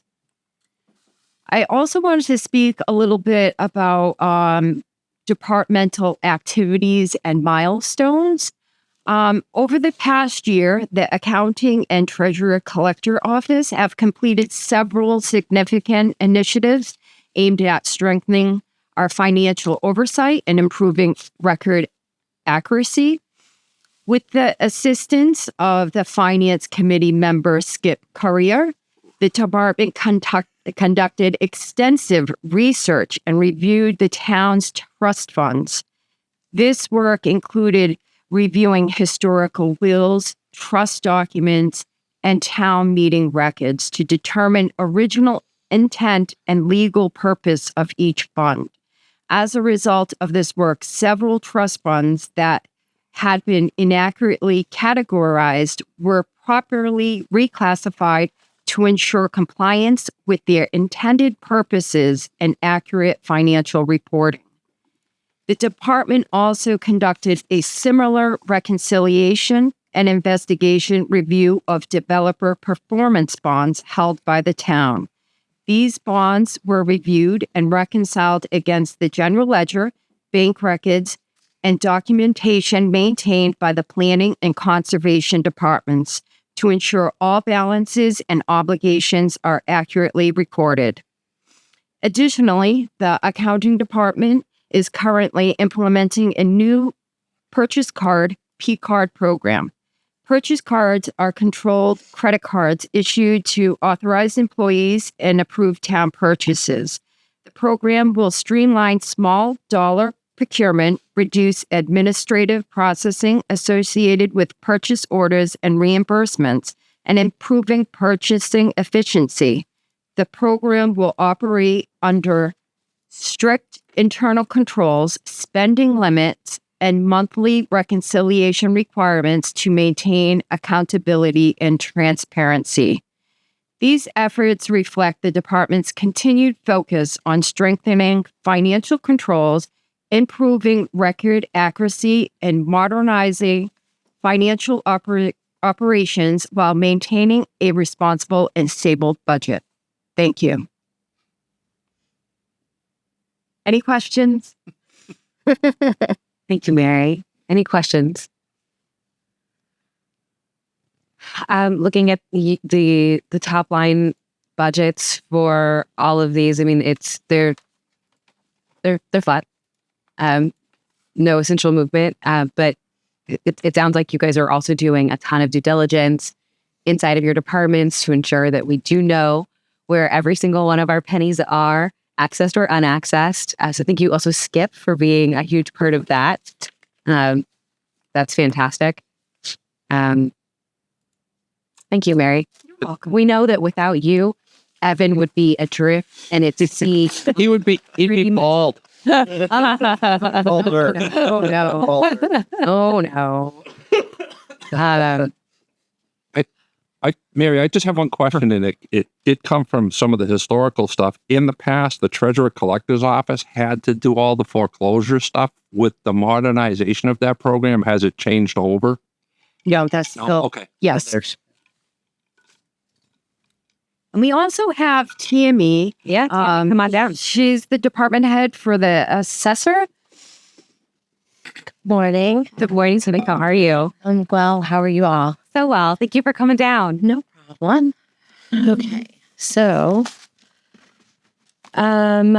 let's see, we'll start with our elected and appointed boards. That figure has not changed. The department head, board department assistant, and administrative personnel salaries are just contractual changes. Overtime hasn't changed. Let's see, you're going down here. The BOA stipend, that's for my designation. Professional and technical, there was a significant increase in that. And I like to explain. So we have a couple of databases that we use for our real estate. Our primary one is Vision.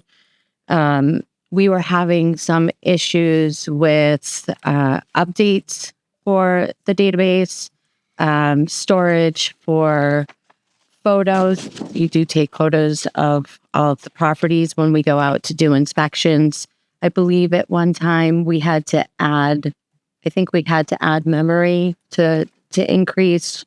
Is that what we had to do to the To be 100% honest with you, I wasn't listening to this. I was reading your note on what was the question? The Vision server. I believe we had to increase the memory in there for the. We had to, it's a virtual machine, so we had to reallocate. So Vision did have something that we could upgrade to. It's called Vision Cloud. They're responsible for the storage of all of the data. It takes it off of a server here in this building. So due to that, there's an additional $6,600 increase. And it's running much better. We don't foresee having any more problems. They also update regularly behind the scenes. And the remote access for Vision to get in if we are having a problem is so much easier for them to be able to track any potential issues. So this is essentially modernizing an old server-based data lake that probably was extremely inaccessible and clunky. And we have now modernized, moved it to the cloud, which makes it easier for folks to come in and try to access their data. Well, I don't think, I mean, they would still be able to access their data. It just makes it so, like, the server was having issues. Yeah, so we have a server that's due for replacement in probably 2 years from 5 years ago.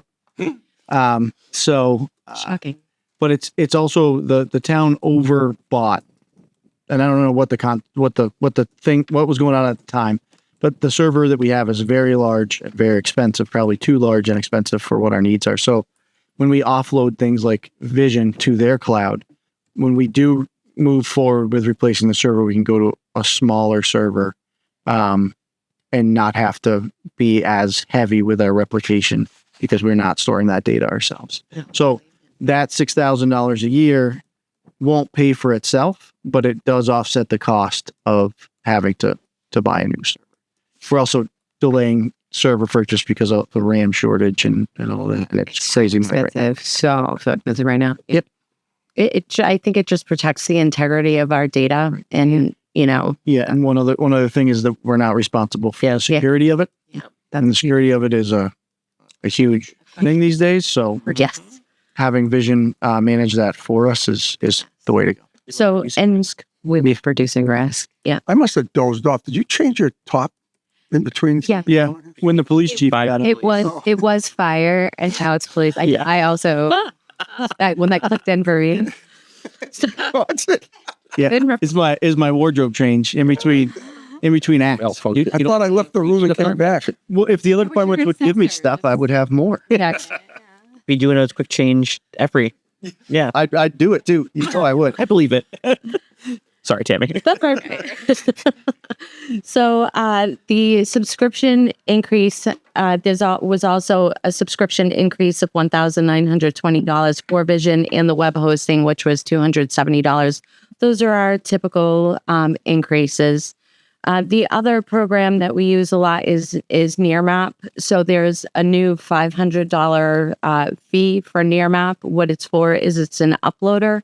So it's connected with Vision. So now it updates any information in real time. However, it only updates it with really the information as of 1/1. So usually the way that it works is I do my map change and then they update all of the owner information. I roll my database every January. I forward all of the owners that took place. I take them from future owners to current owners as of January 1 because that's our assessment date. So that's all of the data that got updated. So future owners, so if you just bought your house yesterday, it's not going to be on the website because it doesn't work like that. It's just current ownership information. But it updates the owner information, the sale date, the deed booking page, things of that nature. So that was something that's new this year. We also had an increase of $800 for a new program that we're using in conjunction with Nearmap, which was new about a year or two ago. I believe we talked about it. We do 5 flyovers a year, generally April, June, July, and then September, October. What Pushpin does and what we did, because this was the first year that we used it, was we took April of 20, I believe it was April of 21 through April of 25 flyovers. And I showed Skip when he came in to meet with me.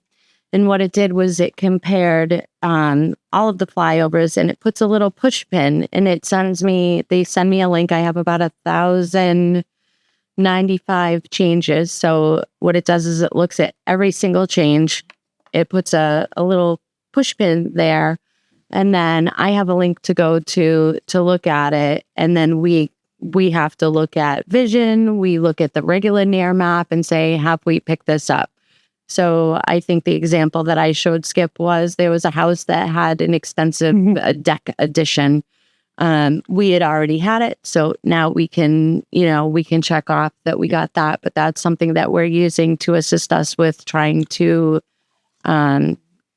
collect growth. Yep. So it's comparing previous year, New Year's, it automatically picks up that. I want to thank you for bringing that to my attention because it's been a lifesaver for us. Yeah, great program. It's a very cool tool, and we do both Nearmap and Pushpin together more than pay for themselves. Oh, absolutely. Yeah. One building water pays for itself. Yeah. So that increase was just basically they went from 25 cents a parcel to 35 cents a parcel. I believe it's less than $2,000, and any changes that we pick up will pay for it. For that, pretty much. Maybe one change. It depends. So the next line item is our conference and seminars. There was no change there. That's what we use for my continued education. Any of the staff to go to any continued education. Our communications line is the next line item. That decreased. We found a better deal. We have 3 iPads that we use when we go out in the field to do inspections. It's just, we were going through cameras like crazy and batteries to try and, we'd have to get new batteries every time because you're out in the cold in the wintertime and the batteries die. So we switched to iPads. So that decreased significantly, I think more than half. Next line item is our office supplies. That hasn't changed. In-state travel hasn't changed. Our dues and membership increased slightly. Our Worcester County Assessors Association dues have stayed the same at $84. Our MAO, which is the Massachusetts Association of Assessing Officers, that was previously $75 a person. There are 3 people in the office. They've increased it to $93. Unfortunately, they've increased it again to $100. So we'll be a little short there. That's something that we have to have. They issue my designation. Megan in my office, I do want to highlight that she has applied for her certificate of assessing administration. So that's a new designation that the MAO is offering. So she's recently applied for that. Let's see. The next thing would be my reval section, and that did change slightly. That change, we're in a 3-year contract with Bishop and Associates, so we're tied into the same amount. So I haven't had any changes there. The changes are due to our personal property listings. So the account listing increased $80. That was $2 per account. This discovery and maintenance that they do where they come out, that increased $50 a day. So that was an increase of $300. And they assess our wireless and cable. So that increased $500. Think I'm not saying that. I'm not saying that. Yeah, the valuation. That might be that's under the 142, isn't it? Yeah, but it's flat. Yeah. They're 31.2 both times. Good job. Did it change? They put it in. Did you have both? We can review. Okay. Huh, that's Can I already tell I'm in trouble for that? Yeah. You know how much the total increase? $880. Okay. What was it? $880. That was the total change? That was total change. That wasn't me. I don't cut little things like that. I don't know if you're really, I cut whole departments. They just did, but We'll restore it back. yeah, no problem. Okay. Okay, so that'll be a 1%. All right. So when somebody asks how clearly the finance committee reviews line item by line item, use this example. Yep, see, $80.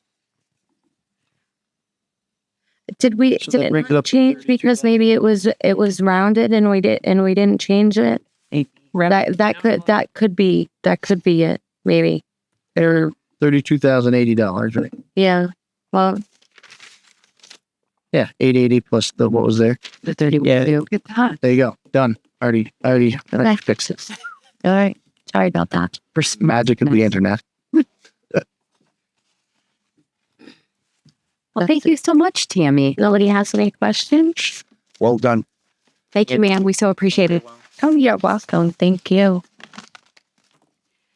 Okay, so I'm going to take a very quick informal straw poll. We, Miss Amy is on Zoom, but I feel like we could use a bio break. We do Amy first. 5-10. Yeah, we do. This is my question. How are we feeling? Do we want to do Amy first and then? Yeah. Yep. Okay, so we're gonna hold it, and we're gonna talk to Amy, and then we'll do a break before we start the Evan show. Sound good? Okay. Hello, Amy. Good morning. Morning. Happy Saturday. Happy Saturday. How are you? I'm doing great. Yourself? Excellent. Thanks. If you wouldn't mind, we're happy to dig right into your budget. Okay, perfect.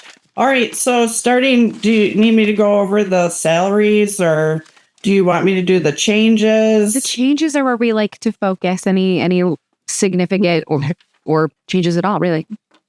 So the only change that I had in the entire budget was for the professional and technology, and that was due to a codification project that was started in 2022, and they're now starting to apply their annual fees to that, and so that was the only increase that I had for the town clerk budget.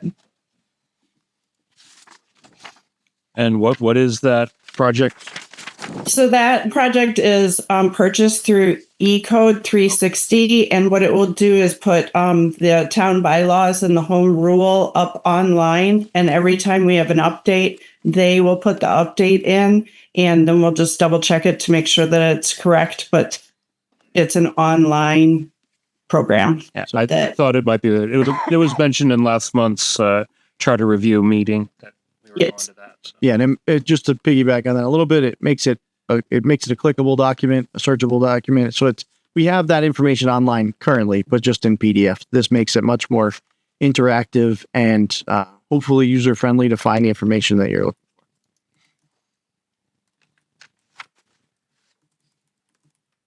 Thank you, Evan. No problem, Amy. Okay. That's the only change at all, honestly, outside of contractual salary increases. Yes. Doesn't sound like we have to hold it that long. No, I got it. Should know. Can I just ask? Sorry. Go ahead. On the we can go to elections for the Yes. professional and technical under elections. What is that? What's that made up of? So the vendors that we have there, we have like contracts with them to service our materials.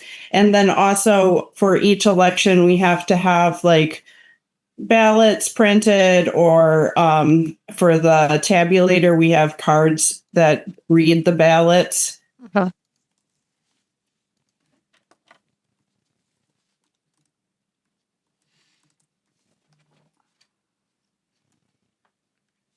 They service like the poll pads for us. And every time we have a new election, we have to update the data in the poll pad for the current election. Okay. Thank you. Mhm. Can I get a question? I don't remember where. I think it had something to do with elections. But, I have lost it.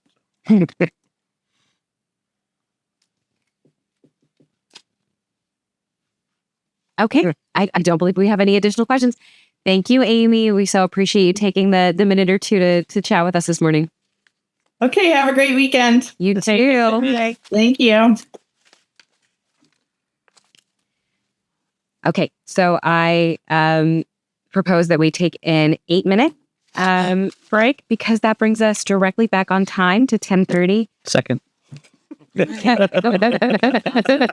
love an informal motion. Okay, we will re-adjourn at 10:30 after a brief recess. We are still muted. I know. That was a subtle way. It's kind of like you have to do a search. Yeah.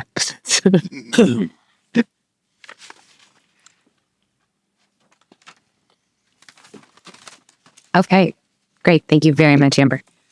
Okay. Thank you for that quick recess. We are back. The next series of items on our agenda are all to be covered by Evan, or mostly with some William and some Mary sprinkled in there, which is wonderful. Just as a reminder for folks who have seen this in the past, might be wondering where our rec director Adam is. I believe he is running a marathon or a 5K half marathon. Okay, so I was both over and under on my first. Insulting on so many levels. He's running a half marathon, so he will be with us on Wednesday evening, along with the BBT superintendent, the new BBT superintendent, I believe. Anthony Steele. Dr. Steele, Mr. Steele. I think it's just Anthony Steele. Anthony Steele. I don't think it's... Okay, but Mr. maybe? Yeah, Mr.'s probably... Okay, it was Mr. Steele. Sure. As long as it's not Doctor. Professor. All right. It's already Dr. Cummings and Evan. So let's get another doctor. Well, they do every time. They're like, Dr. Cummings is here. Evan. Okay. At least we're not bitter about the whole thing. No. It's this big giant sized chip on his shoulder. Dr. Cummings doesn't like that either. Yeah. He does. Well, you can call me. I don't. You could be incorrect. Yeah, right. Exactly. You are a riot. Unfortunately. Yeah. Doctor. All right, let's start Dr. Broussard. Okay. Honorary doctorate. They don't give them out as easy as you think they do. No matter how many times you ask. All right, so I'm just going to go straight down the list. We'll go through. Feel free to interrupt at any point, and if you have any questions. So we'll start off with the moderators department. So the only change there is we removed $1,000 stipend. That was at the request of the moderator to try to save costs. There is a $100 line item that stays in there, and that's for mass moderators. The select board, again, we removed the stipends. That's a total of a $5,000 savings that was requested by the select board. There is a small increase, about 4.5%. That is for the select board's administrative assistant, which is Amber. And you will also see there's a change here. No, excuse me. What happened there?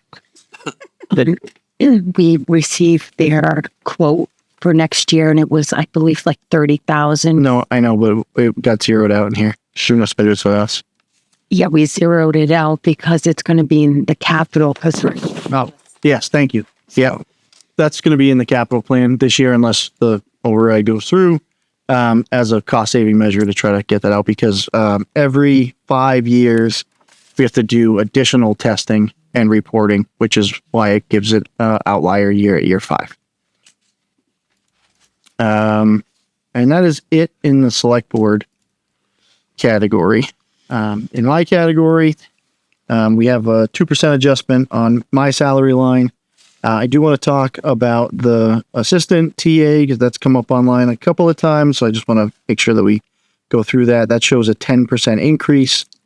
And so if you go back 5 years when I got here, there was no assistant town administrator. That position had been removed and replaced with a management analyst, communication specialist, an analyst, and management analyst, something like that, which I didn't feel worked for the level of work that we have in the office. So over those 5 years, we've brought that position up. Pretty much every year there's been an increase. Those have all been done through the contracting process, negotiated contract process, and in conjunction with different milestones that need to be met with different levels of responsibility. So this last increase brings us to about where that position needs to be before you start doing kind of, more regular sized increases. So, it's a pretty big jump over 4 years, let's say, or even over last fiscal year to this fiscal year. But it's I think, a responsible way to get the position back to where it should be funded instead of just going from, a management analyst to assistant TA and making that position earn that. So that's the story on that line. We have the administrative assistant in my office is a 2% adjustment. We've got a change to deferred comp. That's part of my contracted package. And then I think that's it for my office. I will also show, done some work here in the professional and technical line. We've broken all of the consistent costs out, the contracted costs. And so for everything from financial advisor, emergency alerting, all the different random things that live in the TA professional and technical line are there and broken apart. Appreciate you breaking those down so that folks can see it line by line. Yeah. I mean, and eventually one day, maybe in the next year or two, it would be nice if we could think about breaking down every department's professional and technical, because a lot does tend to live in that line. And we get the opportunity to go to the department heads and have them walk us through it. It's a nice transparency. Some of them do have it. Yeah, some of them do. But we do have all of that data. We're just getting through it as we kind of get through it. But that was part of that performance-based budgeting that we did. So we created a document that is every single line and every subcategory of every single line, all the things that are, contracted out of that line. So that will become more and more robust over time. Perfect. Evan, can you remind me again how much you guys cut when you went through and did your analysis early on in the budget process? So originally it was probably in the neighborhood of about 60,000. Probably in reality is 20,000 because some of those cuts don't really play out the way you think they're going to play out. So our original findings of kind of where we might have some efficiencies, not all of those panned out. Yeah. So it's only about a $20,000 thing. And to be clear, doing performance-based budgeting, which is an offshoot of kind of zero-based budgeting, we already knew that we didn't have a lot of areas that we were going to find. We weren't going to find something we were paying for that no one even knew about. We found a couple of confusing spots, I will be honest with you, or company names that has changed that we didn't realize the invoice. And you're like, who the heck is that? But I think we did a real good job of capturing that. So yeah. And it was a nice exercise too for the new department heads, so they could, dig down and figure out what are their contractual obligations going forward. So it was a nice exercise. And also that's the way we budget now. So it's not a one time. I would like to see them using the notes a lot more. Yeah, so I was gonna speak to that because I got an email from Skip about the notes. I had one department head that was confused about the notes and who does the notes and how the notes went, which I think we've since corrected. And then I have some departments that are really good at it, like police, fire, DPW. They do an excellent job. Really robust notes, almost too much notes. You'd say you got no such thing. Yeah, the best notes you've ever seen. The bigliest of all the notes. But some of them, it's more spotty than we want it to be. So we'll tighten that up in the years. We'll tighten it up. So anyways, where were we? Any other questions on the TA admin department? Okay, so FinCom, that's you folks. Obviously, we didn't make any changes there. Reserve fund, we left flat. Mary's already talked town accountant, assessor, reval, treasurer, collector. The legal budget. Evan? Yes, sir. Can we go back to the finance committee reserve fund? Yes. If the override fails. Yep. And I know we were talking about that $354,000. As budgets get tighter, would you want to take that $75,000 and make it higher? Put more money in that fund for unanticipated things that may come up because you're reducing. So, for example, in the library budget, you cut out $75,000. It could be something that comes up in that budget that you want to put back in by having a larger reserve fund in a lower budget. Does that make sense? Yes and no. I don't know. Maybe we would have to drill down on that. Something to think about. We had always held it at like 50 a long time ago, and that's why it went from 50 to 75 was we felt that things were getting tighter. Yeah. I think it's a little situational. So it's definitely not outside the realm of what we'll look at. Currently, I think we'll leave it where it is and just see how this plays out. Do we know what the current balance is in the reserve fund? I believe it's 14,000. Like we've had some big hits this year with the water line to this building, and then the fire station renovations, the electrical issues that they had there. That's a reason to consider it as, with 14,000 with 5 months left in the year. That's just not, or 4 months left. Great. Just something to think about it. Yeah. Yes. No, it's a fair point. Okay. Sorry to ruin your. No, that's okay. There's no real flow. Legal is unchanged from 26. Those notes are a little bit. I got to tell you, talking about legal, I'm really, we had the at the charter review committee meeting, the town council came into the meeting, and just watching the quality of the legal counsel that you've had since you've got here is just amazing. Yeah, they're a great firm. Chris Brown is our main point of contact, who's fantastic. But honestly, their bench is fantastic. Yeah, good firm. So I got to update the notes on legal. So we had decreased it, but we put it back to where it was, because legal trends decreased due to utilization trends is not accurate as it was 2 months ago. So yeah, so I'm not going to go further into that. No, you don't need to. So that's I'll fix the notes section on that component. All right. Human resources. So we have this is really payroll and benefits is what gets captured in here. And just so everybody understands, we do payroll, we do benefits for town and school out of that, and retirees. Payroll, the school has some payroll employees, or a payroll employee that works in conjunction with our payroll employee to do the massive payroll that we have with 500 plus people. Yeah, it's just a lot of work. So that department head, there's a 4.5% increase. That's your step and COLA. the administrative personnel, so that went up, obviously it's 1772, but that represents, there was a person that did all of the retiree benefits. And that position was a contracted position with a vendor. That person has retired, and we have trained our staff to take over that responsibility and then change their classification to reflect the increased responsibility and workload.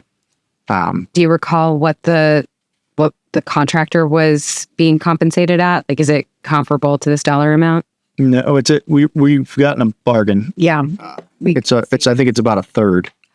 Wow. Of what we were. Okay. That's fantastic. If I remember correctly. Where is that? Is there a reduction somewhere because of that? So it's in the health insurance line. Okay. So yeah, it's in. So yeah, it's in there, and then it was. Yes. Yeah. It was a different billing structure. The way that it was billed through our health insurance, it was part of we were working with a broker called NFP. So NFP is the one that helped us, for the past 5 years, actually much before we got here, but helped us, along. But we've since parted ways.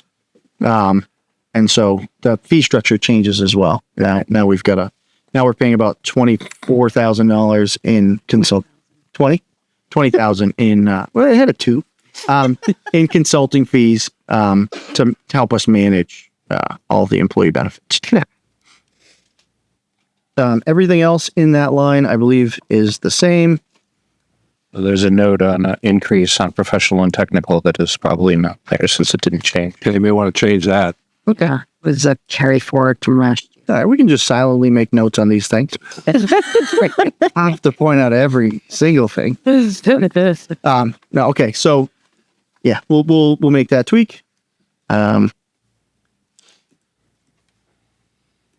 right, IT.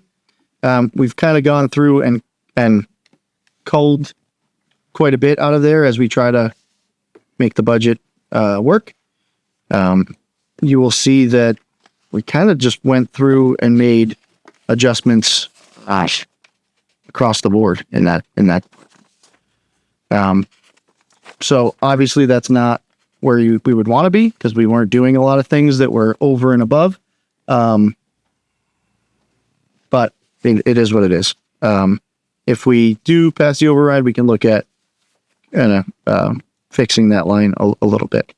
Yeah, it just seems that everything with IT is going up so much now, with like memory costs and all of that kind of stuff. It seems impossible that it would go down. Right. Next so year. Yeah. So none of that is it's not stuff that's without pain shifts. So we're shifting a lot of that internally. So we've been buying our own RAM and putting our own RAM in, those type of things. Yeah, we had debt book. I think we were paying like 15,000. The previous treasurer collector was using it, so we were not utilizing that contract. So we didn't continue that contract. So there is a decrease for that. So I do monitor our IT, and I go in, look what we're spending. I review the contracts with the department heads, and I've adjusted accordingly. We've level funded for our contract. We were thinking of possibly hiring someone, but I think with all of the override discussion, we're just going to keep it contracted. So, I mean, I know we talk about this every year when we meet about IT, and I didn't do it this year, so now you get it. Okay. It feels like, and not that you guys are doing this, but as a philosophy, like, with everything moving more IT, everything is now electronic, and, all of the departments are utilizing IT. So to not have a central place where everything is like going through to make sure that we're all compatible, and, for security reasons, that these things are not now putting information at risk, because, so like it's almost like with the construction, to not have someone looking at this overall and saying like, what is our IT, and do all of these departments, does it all fit together, and is it making sense?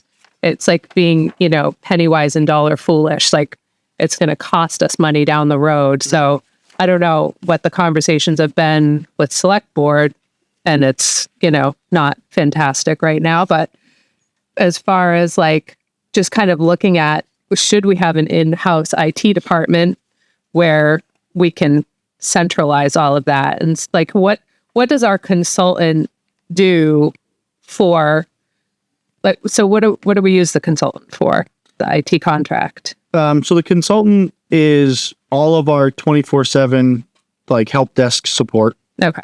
There's a person on site from that company twice a week that does some of the internal, on my keyboard doesn't work, that kind of stuff. I can't get into my email, and they go over and they shut it off and they turn it back on and it works. It's a very expensive reset button that we have. That kind of stuff. They do all of our patch management. They do all of our security. They do all of our. So we're currently. We just made the switch to Wasabi. We're using Assure. We've got a whole bunch of different things that are going on. And then they monitor up our servers. They do all the PD stuff, so they're CGIS certified, so they can do all PD. The fire department is kind of in the Stone Age, so we're bringing them forward as well. That's part of that whole thing. So I will say, so we've modernized a lot in 4 years. Like when we started, 5 years that we just hit. So when we started, there was no patch management. The firewalls had been expired for like 2 years. There was no service contracts, any of that. So we fixed all of those things. So again, we had to go through and make this as lean as possible. This is not our first choice of what we're going to be doing, but we have limited places to slow down. So, we haven't this doesn't put the town at any more of a security risk. That hasn't changed. It's really nice to haves and things that, are going to cause small pain points for us that we would rather not do, but we got to do what we got to do. So we've kept the big items that would open us up to risk tight. So, okay. We bought a little toolkit. We can do our own RAM. So it's $24.99 on Amazon. Should have told me my son would have done it. Yeah. It's not hard to do.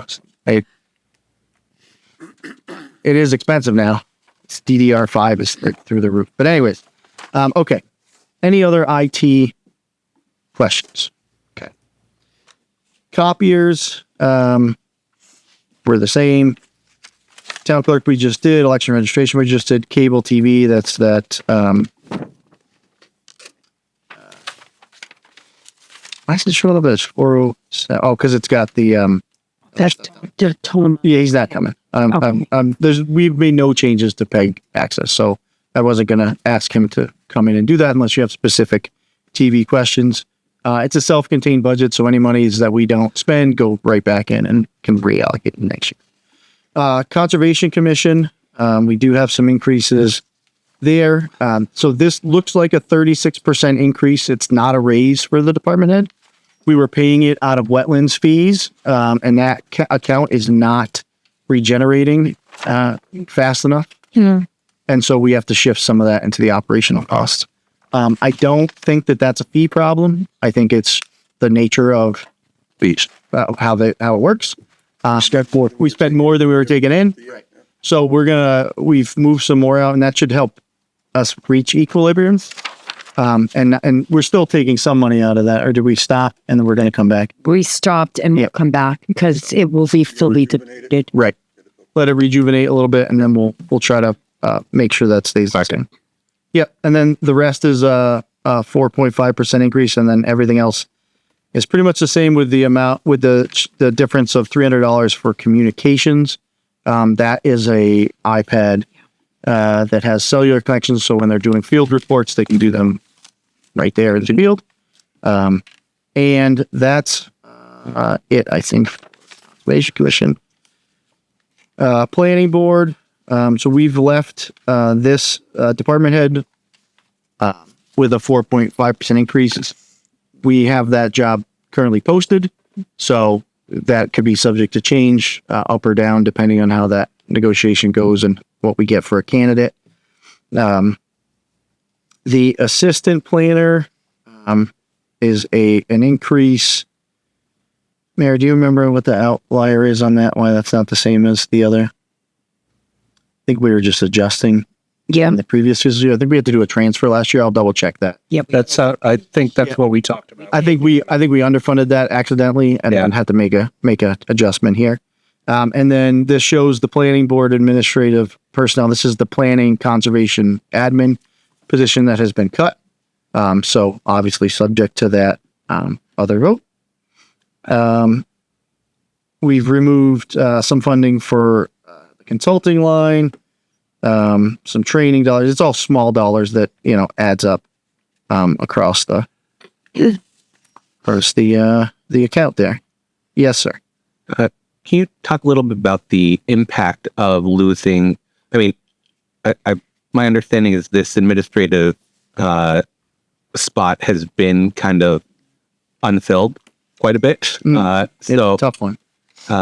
Removing that, permanently, what would the kind of impact be for these two departments? It's a pretty large impact. So, I mean, the reason we created the position in the first place was because we weren't doing enough field inspection and construction oversight from the conservation side of things. We don't have the time to put a staff member out in the field and check up on these things and make sure that the things that we've put in place to protect our wetlands and other environmental issues are being fulfilled. Right? We say you got to put the silt fence here, you got to do this, you got to do that. Can't be within X amount of feet of the wetland. Blah blah blah. So we are checking that, but it's not as frequently as we really should be able to do that. So that administrative position from a conservation standpoint took some of the routine administrative stuff off the table and allowed our people more time to be in the field. From a planning side, we are behind on minutes. Decisions take a ton of time to write, and we have a lot of inputs coming into that department. And so, again, when you've got your department head and your assistant department head, kind of in the weeds of minutes and some of the basic decision stuff, they're not able to do those other things, which, kind of speaks to what Paul was talking about earlier with we're saving money here, but we're costing ourselves money there. So the planner can really drive some of that development and the economic development that we want to see go through, responsibly and technically on point to what the planning board wants to see, all those things. But when they're stuck doing minutes from a meeting, you don't have that ability. One of the things that I did, I don't know if it would work here, is I had the same problem, and I agree with you 100%. Taking time away from that is it really does cut into their ability to get stuff done. I created a line item within my budget, not a big line item, maybe $10,000 or $15,000 a year, and we hire minute takers. Yep. Specifically to take minutes for the Conservation Commission, Planning Board, Finance Committee, and a couple of others. That has worked very, very successfully. It's taken the burden of the minutes off of the department head. That's something I know we don't have any money, but if you do have money down the road to improve efficiency, you might want to think. Yep. No, I agree. We've done that a little bit. So we've done it on a smaller scale. We've done it on a smaller scale with tax work-off folks. Yes. That's actually been pretty darn successful for some pretty short money. But we've recently been having conversations about either creating another smaller pool for minute takers. And then there's another option, which is it's called Clerk Notes. So it's an AI tool. That's what I was going to ask. Yeah. Like they're using in college. Yeah. Go. Yeah. So do they work accurately? Oh yeah, my son does it. He just zones out. Yeah. Oh, good. Yeah. So there's pluses and minuses to it. It's really just kind of spinning up in the municipal world. So, we've dabbled with it a little bit. The Clerk Notes is the best, in my opinion. This is not an advertisement. Tool that I've seen so far, but it's also the most expensive by a long shot. So we have dabbled with, once you, I don't have to go super far into it, but once you upload a video into YouTube, you can have Gemini give you a synopsis. Mm-hmm. Then you can pull that Gemini synopsis out and then tell like ChatGTP or Gemini or whatever. Insert. I want you to make this into minutes consistent with Town of Grafton minutes. Yeah, it's pretty, And it gets you a pretty lean version. So when we're talking about minutes from 2018 from meetings that no one that works here attended, I think that's a viable option to get us caught back up. I mean, we have a tax work off person in my office that's doing minutes from 2014, 2015, 2016 that were never completed. So, those are very detailed and you don't always need that very detailed. If it's a meeting from 5 years ago that, quite honestly, who's looking at that besides Skip? Thank you. Yeah. Oh, I don't want to disrespect. That's it. No. So, just the motions is sufficient. Read. So, anyways, yes, I think that's a great suggestion, Mark. Long story short. I did have found that they're not very good with names. But. No, names is tough. Yeah, definitely you need to review that kind of AI. So the neat thing about, again, I don't work for Clerk Notes. Video is not sponsored. This video is not sponsored by Clerk Notes. It might not even be called Clerk Notes. It's got the word clerk in it. But at any rate, one of the things that you do is you go in and tell it, like, this is this person, this is that person, this is that person, which kind of cleans that up a little bit, which is probably where your cost comes in. But yeah, we get some real wonky names. It's a good time. All right. Will's very anti-AI. I am. it's taking over the world. That's I'm not saying I'm super pro AI, but that's where your conduct begs to differ. Yeah. Yeah. You're going to revisit that assistant town administrator budget right now? Yeah. Oh, no, I think it just got flushed. We can replace that role with AI. Right. Exactly. I'm working on it.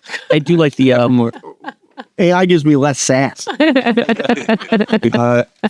actually, I've heard that there's a problem with AI being like very sycophantic, but anyway, so hiring that new planning town planner, do you anticipate that having the uncertainty with the administrative role might be an issue for attracting? 100%.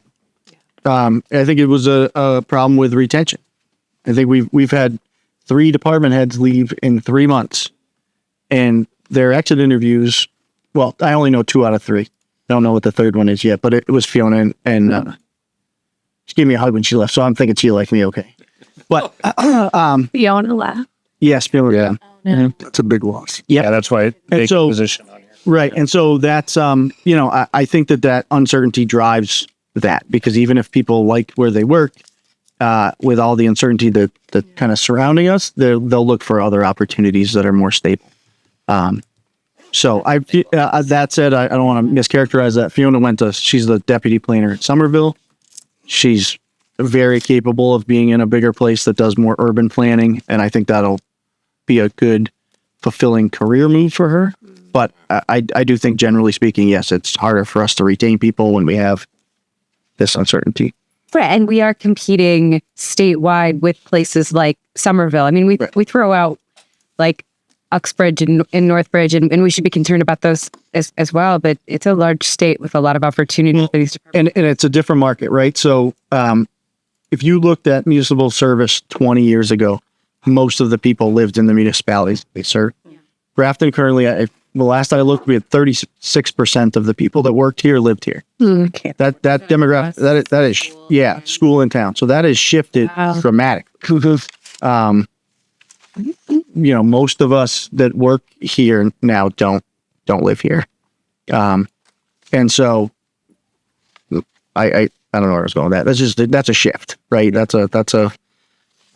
So people aren't just looking at the next town over for a 7-minute commute. People are, Fiona was commuting from Dorchester. Yeah. So yeah. I mean, like it's there's not a lot of planners, right? Yeah. So these people will move for opportunity and take that commute and do that. Salary does create job retention, right? Because I've heard some people say that people don't work for salary, but I really think salary matters. Yes. Who says people don't work? Yeah. Who said that? Right. So I mean, salary, especially in the municipal world, salary does drive our retention. Everywhere it drives retention. I know I was being. Okay. But- I know.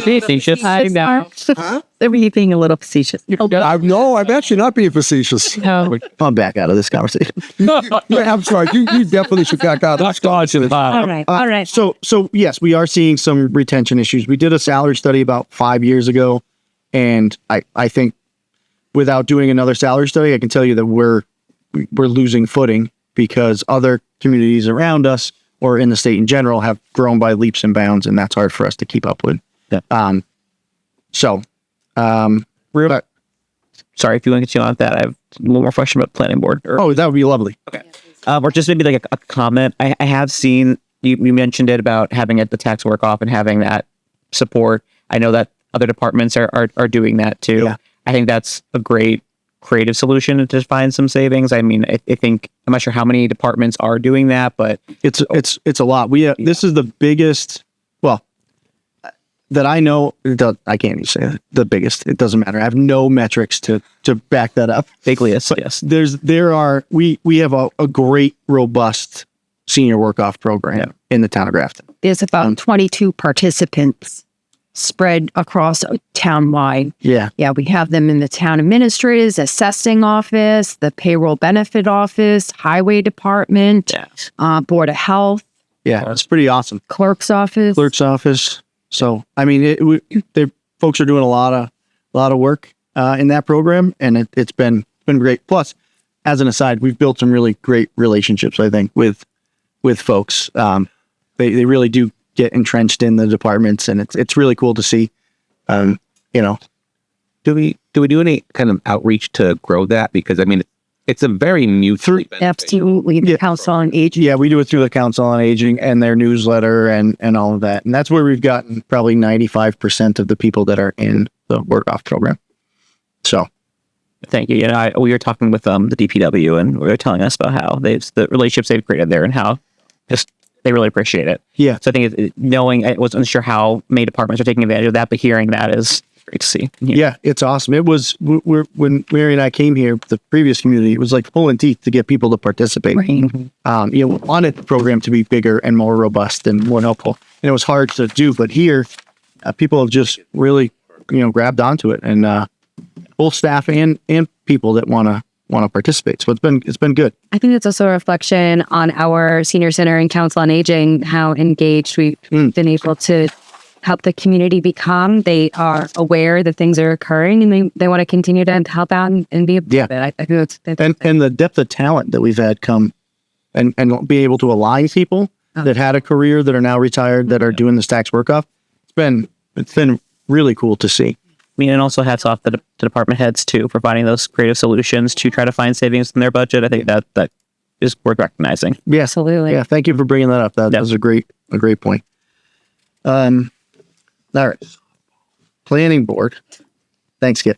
All right, planning board. So now we're on to ZBA. Just a minor change there. That's cost of living. I'm sorry that we went to see the wrong person according to this list. What's that list? Well, this list, these were all yours, but we talked to Tracy about it. Oh, that's fine. I mean, you can talk to whoever you want, unless she contradicts. I know. I'm looking at this one. I'm like, is Tracy not coming in for this? No, I'm going to do it. Yeah. Economic development. We called that office last year. Farnhamsville Fire. There's a $300 increase. That's just cost of energy. South Grafton Community House, $4,000 increase. Again, cost of energy. Municipal Center, we've got some changes to energy, about 10.69%, 4.3% increase to wages.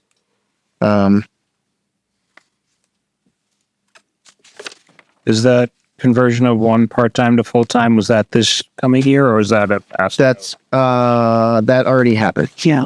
Okay. So I left it in there because I can go call that one of the, I'll update the notes. No, so one of the things that just to be clear, one of the things that happened, we refresh a ClearGov, and now ClearGov brings forward notes that it didn't do before. So there's clearly some in here that we've got to correct that issue. I think there's also a comments feature separate from notes. Yes. I think the comments might be specific to the year. I've gone through and moved the comments into notes because the comments don't pull forward, and we want some of them to pull forward.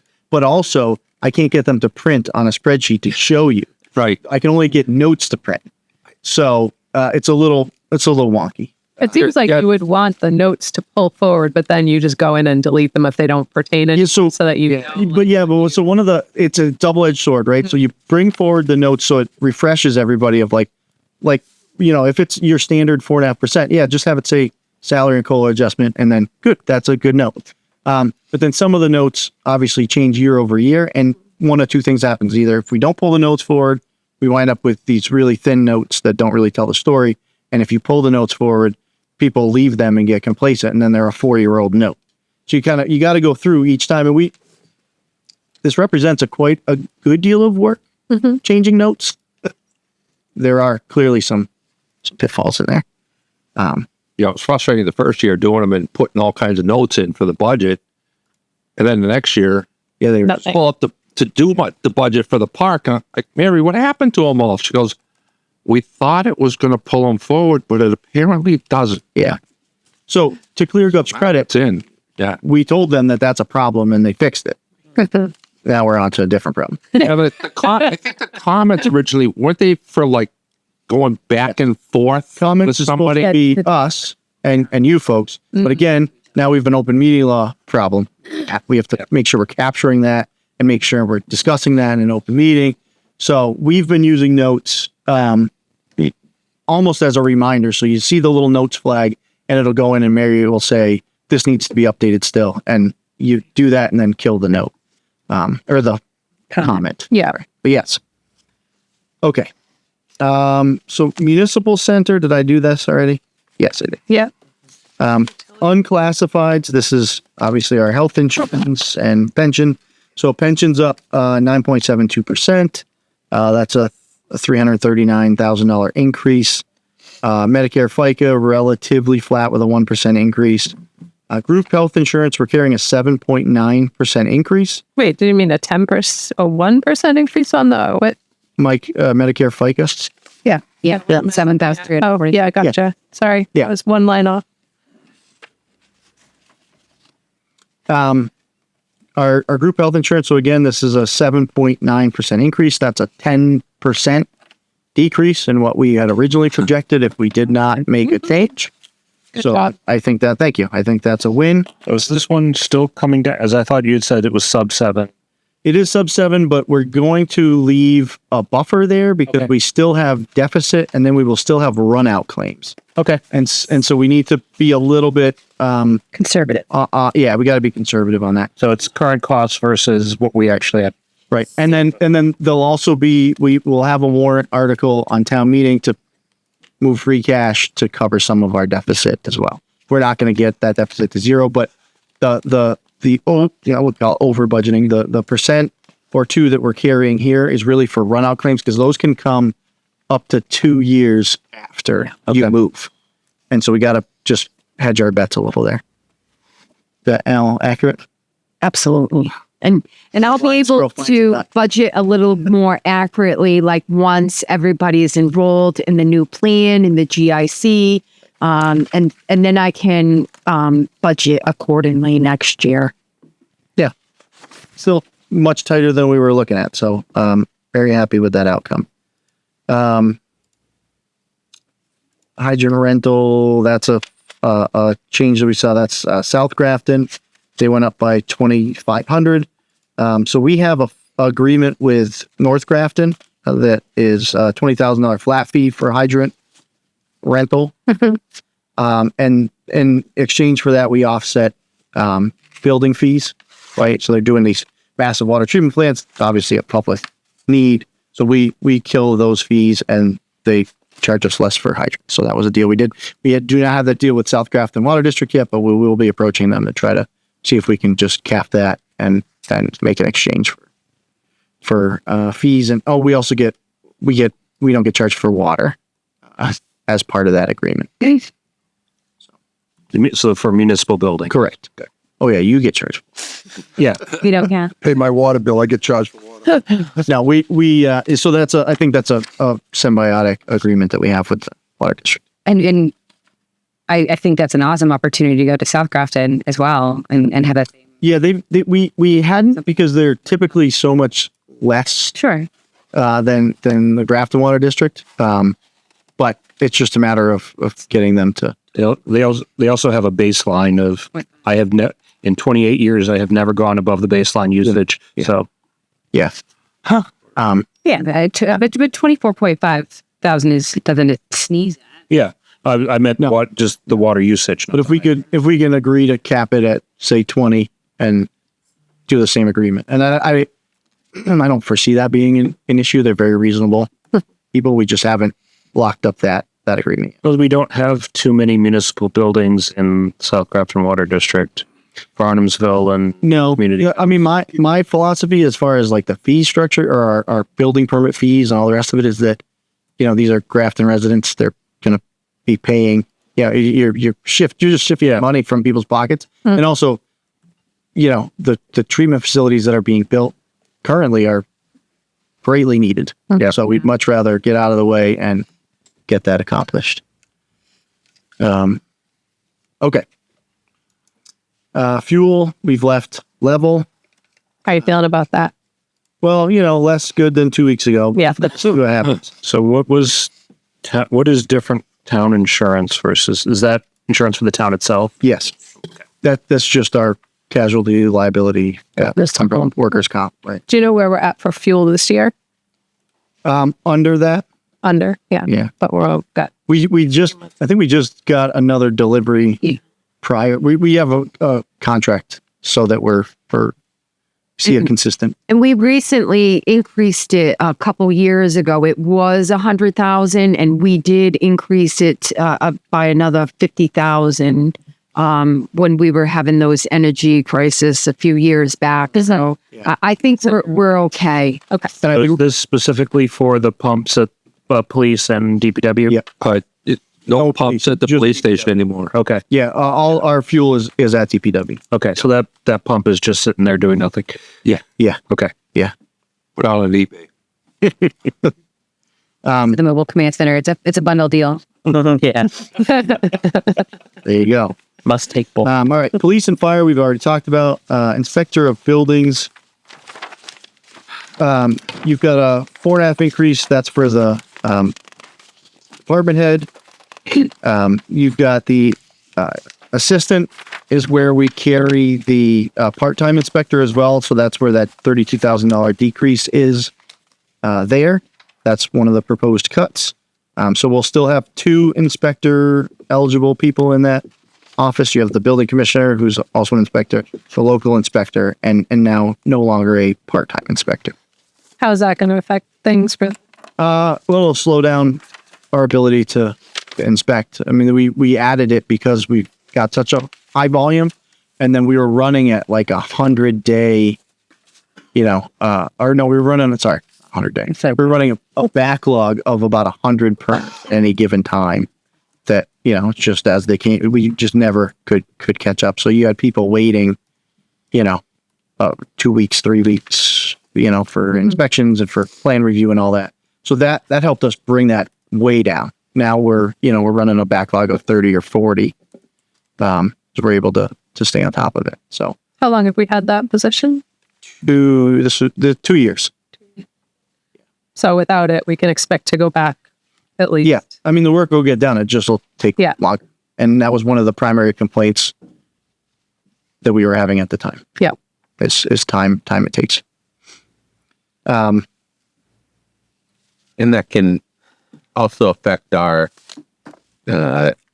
business friendliness and economic development. Yeah, that was a big part of why we did it. It was not only for people building a deck that had to wait 21 days to get a permit back. There's a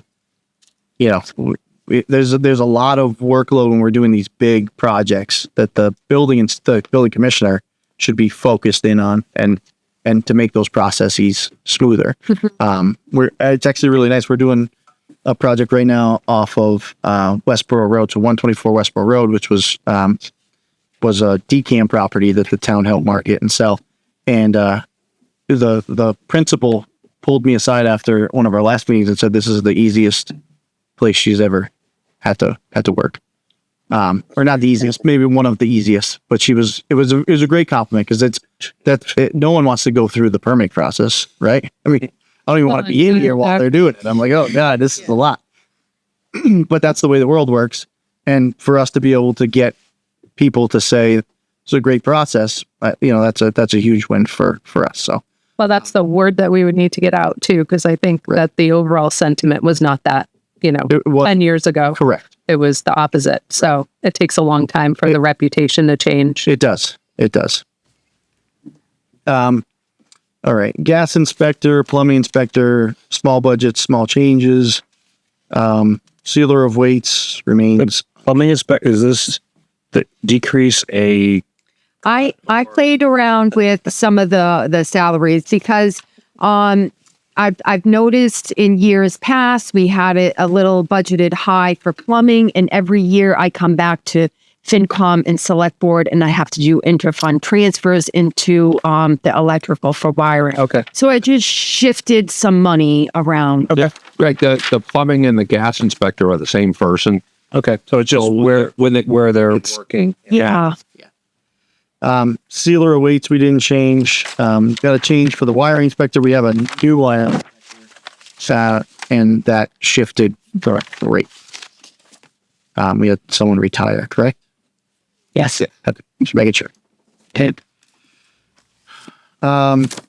Emergency management unchanged. Animal control. So this is a good exercise in us making a mistake. So if you remember, folks were real mad at town meeting last year because we were paying $98,000 for animal control. And admittedly, I didn't really have a good answer on town meeting floor. One of the ladies, Barbara, she comes to our senior center, real mad at me. So we went back and looked, and that was an error in the contracted amount.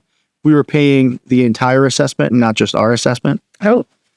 So we didn't pay them anything, right? We didn't, that money went nowhere. We reallocated it when we went back through the budget again, but this reflects the actual cost, which is about $50,000.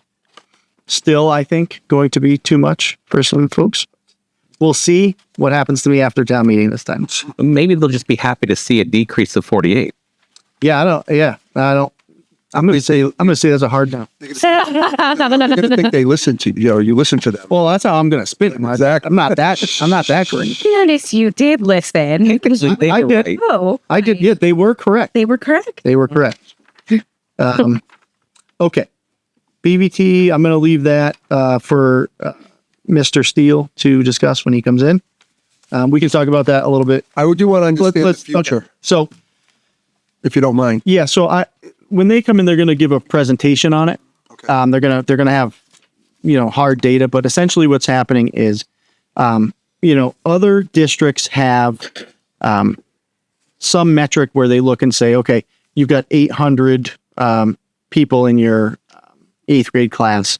So we're going to take a percentage of that, and that's what's going to be allocated to your town, right? Or they might do it based on population, or they might do it based on economics. There's a lot of different ways that they can do it. But BVT hasn't really historically done that. They've done it pretty much all by merit. Now that the state is pushing us into the lottery system, right? All these places have to be lottery now. They are readjusting the number of seats to be tied to the number of 8th grade students that you have that would be applying. So what that does is Grafton is pretty skewed. We don't have as many seats as we should based on the number of potential applicants. So a lot of our kids getting waitlisted. Is that what the issue is right now? Yes, but also other towns that have a much smaller percentage have more students per percent.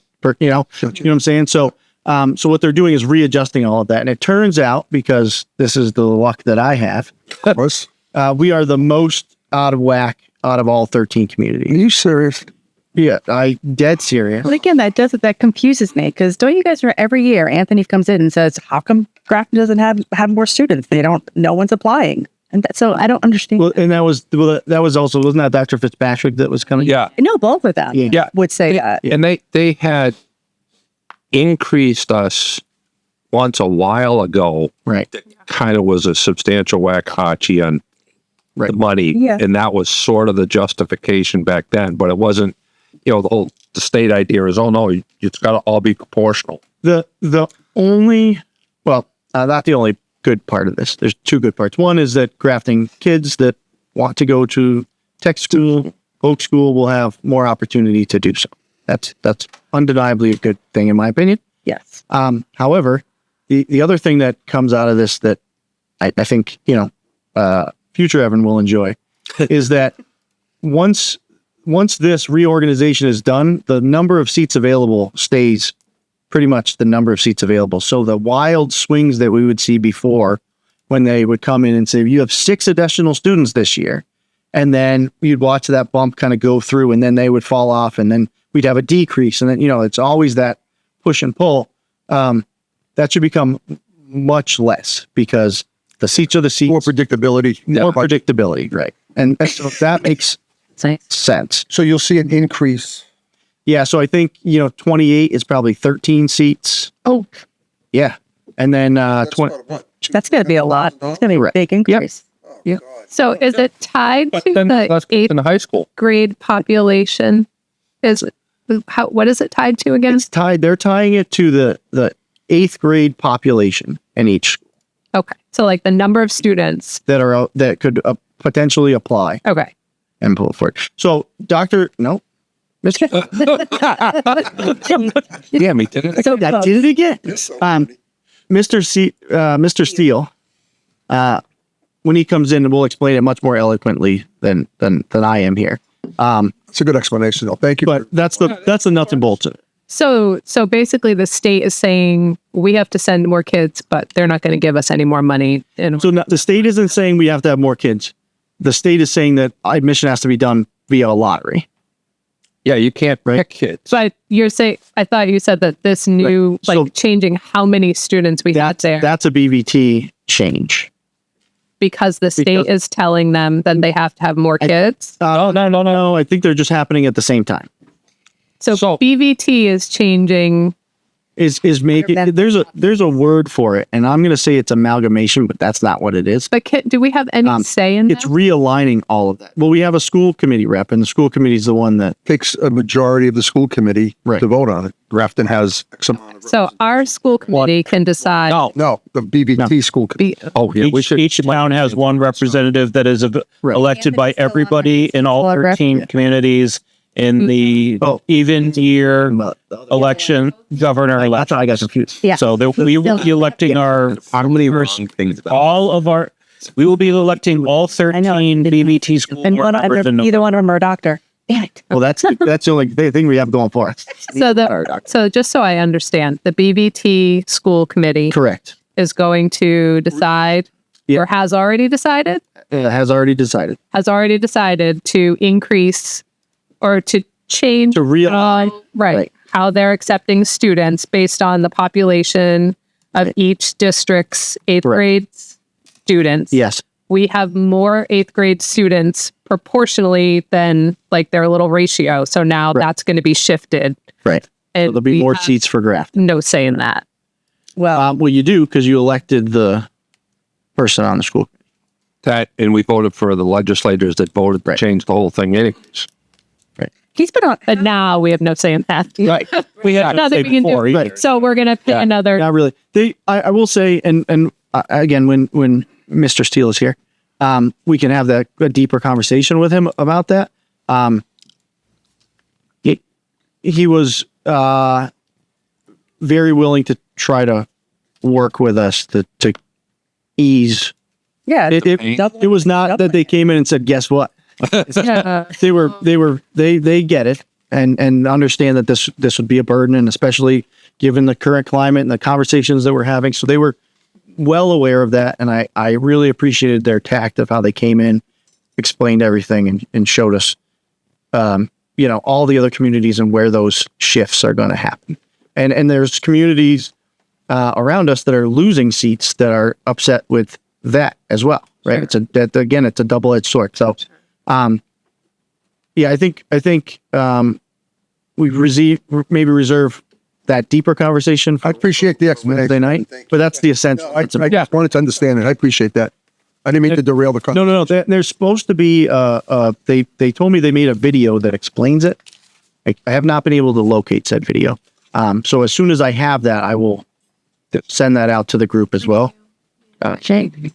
So I will say on the other part of BBT, and again, they'll go into this, but they seem to have done a really excellent job at managing internal costs. Their flatline or their increase is it's actually, they said it was 1.9, but it's really in our budgeting world, it's 2.2 because of how we had done it last year. But at any rate, it's about a 2% increase over last year. So they've got a combination of personnel cuts.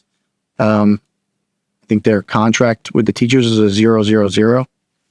So they've been doing a whole bunch of stuff. And he will go into depth on that when he's here. Okay.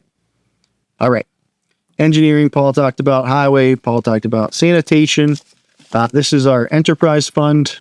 We have released our bag fee estimates and gone through that whole process. Folks are jazzed. Excited. Haven't gotten any complaints whatsoever. A lot of positive feedback. Yeah. Which I get it. It's another change and another fee. But we're trying to educate, and we'll have some more educational materials coming out next week that talk about what you're actually funding. I don't think a lot of folks understand that the bag is, you're not paying so much for the bag, you're paying for the service, and tying that together. One thing I hadn't seen, I passed along, is the Pay As You Throw website lists the size of the bags, but it doesn't list the expected weights. Okay. Yep. We can make that tweak. So I think it's still worth pointing out that there is, 242.5 still in that account, and that is for the DPW. DPW stuff, the municipal center, every municipal building that generates waste is in that. So that's for the dumpsters, basically. Dumpsters, and then the other, the public use dumpsters that we have as well up at. None of that's for the DPW, right? Okay. So one other thing I think people get hung up on is the price of the roll. And if you break that into the price of each bag, I think that makes it easier for people to understand, like, oh, well, I use this number of bags and this amount of time. And yeah, so we have some educational materials that come up about that. I will just tell you that in my experience explaining to people that the cost of the bag does not go any better for me. Really hasn't that on weight. I would counsel to stay away from the weight because we could allows you a load of bags. Well, what I think Greg is getting at too is that the bags have a weight rating, and people stuff them with more than they're supposed to have, and then they fail, and then sometimes they just fail. I get that. Yeah. It's plastic extrusion. Is kind of what it is, but the other part is that all that's pegged to our tipping fee, right? And so we're calculating X number of bags with X number of weight. So I think it's primarily aimed at, well, I put the stuff in the bag and I pick it up and it rips. Well, it's probably a good portion of that is because it's overweight. Right. But right. As I have seen the weights, but I've only seen them in the last time the contract was approved by the select board. I found them in the Weight Zero contract. Yeah. Yep.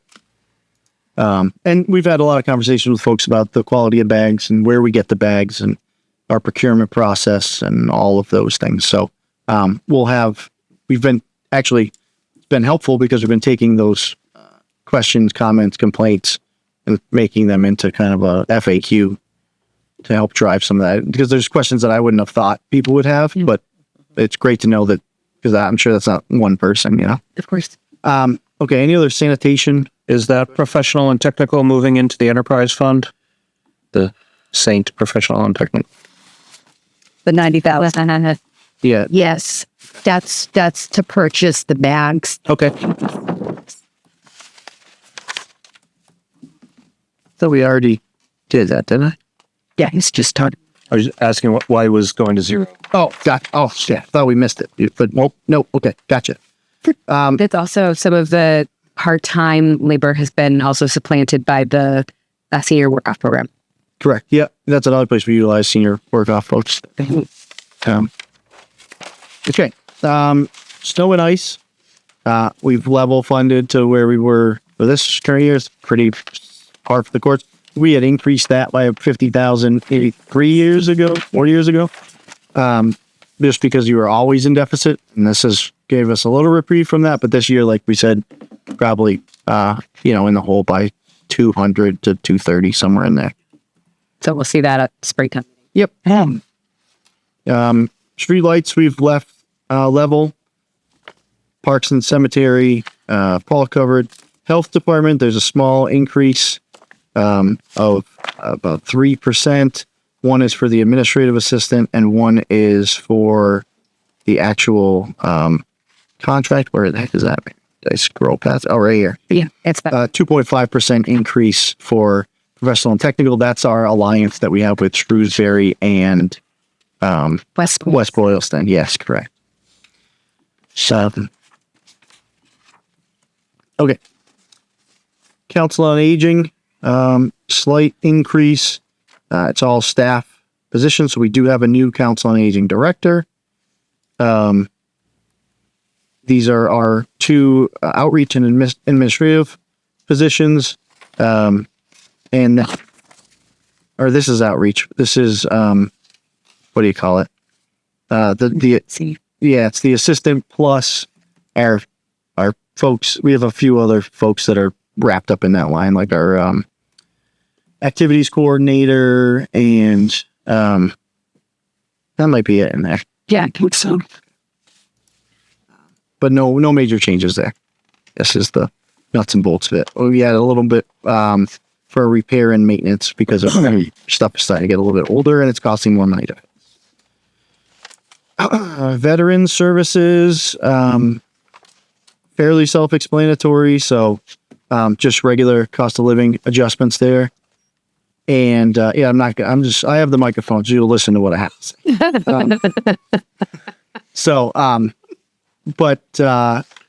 We did the only major change in the district is we shifted a part-time position. We had two part-time positions. We consolidated that into one full-time. Did I cover it well? Yep. Okay, great. Moving on. Library we've covered. Rec. The new equipment was a new line this year. In veterans? Yeah. That is for just for a new laptops that is several years old and falls apart. And so we've made that a consistent line item, and we'll just keep refreshing some technology here as we go. The library we've covered. Rec is coming in. Nelson Library. Short of it is we moved. You want questions? Anyone? We're hearing none. Moving right along. Yes, we moved money as you heard before over into the cemetery and parks department because they're going to do the maintenance. I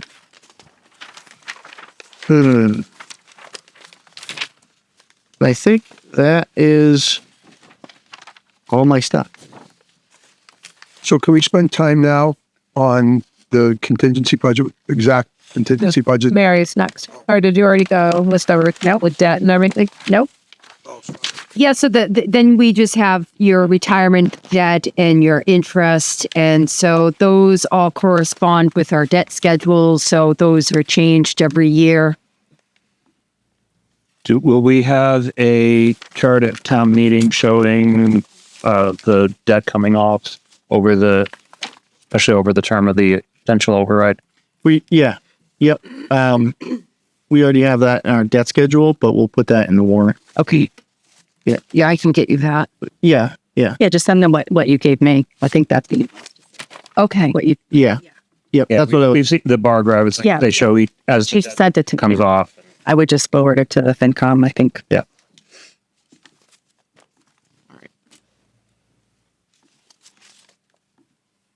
So again, a small caveat as we talk about this. Oh, sorry, are you still going there? Okay. small caveat as we look at the contingent budget, because as I mentioned, the vote happened last night about, I don't know, 6 o'clock, 6:30, 620. 6:20. So we have not built the full contingent budget. You stopped working after that? I actually didn't, but I didn't work on this. As I noted, we've changed the trash bag fees, so I was answering correspondence. Anyways, so the only thing that is an outlier here on our reductions and changes is if you look at this fire prevention officer, that was a proposed position. So the fire chief asked for 2. We carried 1 in the budget. 1 would become fiscal 28. So that would not be entering back into the equation because that's fiscal 28. Everything else on here is what I would be putting into the contingent budget. We haven't discussed the MS4 and whether or not we do that immediately or we put that into, what that looks like in this particular case. Since you're getting really good at answering questions on enterprise funds, I'll make my annual pitch that I've been giving for the water one. Yes, for the stormwater, for the MS4, maybe another enterprise fund for that. It could be very successful.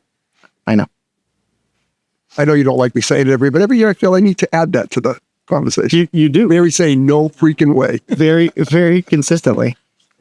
I think you had the over on that. I'm telling you, it worked. Yeah, I know you are. I know, and I appreciate it. I think it's a valid thing to bring up. So has there been a conversation with the select board about whether they want to have their stipend restored if the override passes? Nope. So again, it was last evening. So we will build the contingent budget out because there are other things in there that we've reduced that aren't part of this real reduction, right? The IT piece we're talking about, some of these smaller things that I think are important, but that aren't necessarily reflected here. So we're going to work on the contingent budget over the next couple days. And Jay will go over what his contingent budget is when he comes in next week. Yep. Yes, I've only had a text conversation with Jay since last night, so we've got to spool back up. We did a lot of the kind of preliminary work, I think, on what a contingent budget looks like and kind of what our messaging is and things, but we didn't have the number, so we didn't hone in on creating, the final document. So we'll work on that.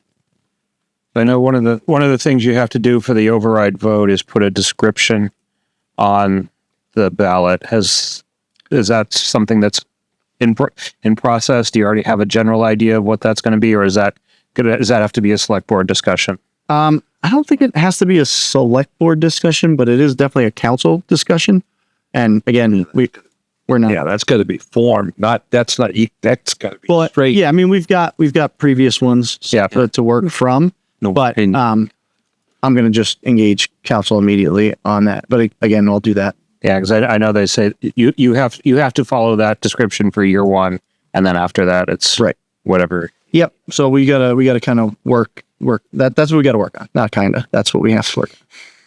Once you figure it out. So the you're kind of going off of that MS4 comment. Yeah. With the 5-year forecast being 5.7 million and the override proposal being 5 million, that's 700,000 that you need to find somewhere in those 5 years. Yep. That's the MS4 is a big chunk of that. And I'm not going to ask you for answers to do with last, just for the evening, but are you going to be presenting kind of what those $700 might look like coming out of the budget? Because you presented a whole bunch of different scenarios, and this wasn't one of them. I guess I know. Yeah, which is why I'm a little right. So I think the short answer is probably not. At least not if we're talking about town meeting, probably not. I think my role at town meeting is to say, here's the balanced budget, here's the contingent budget, that is filled when you do that 5 million for 5 years.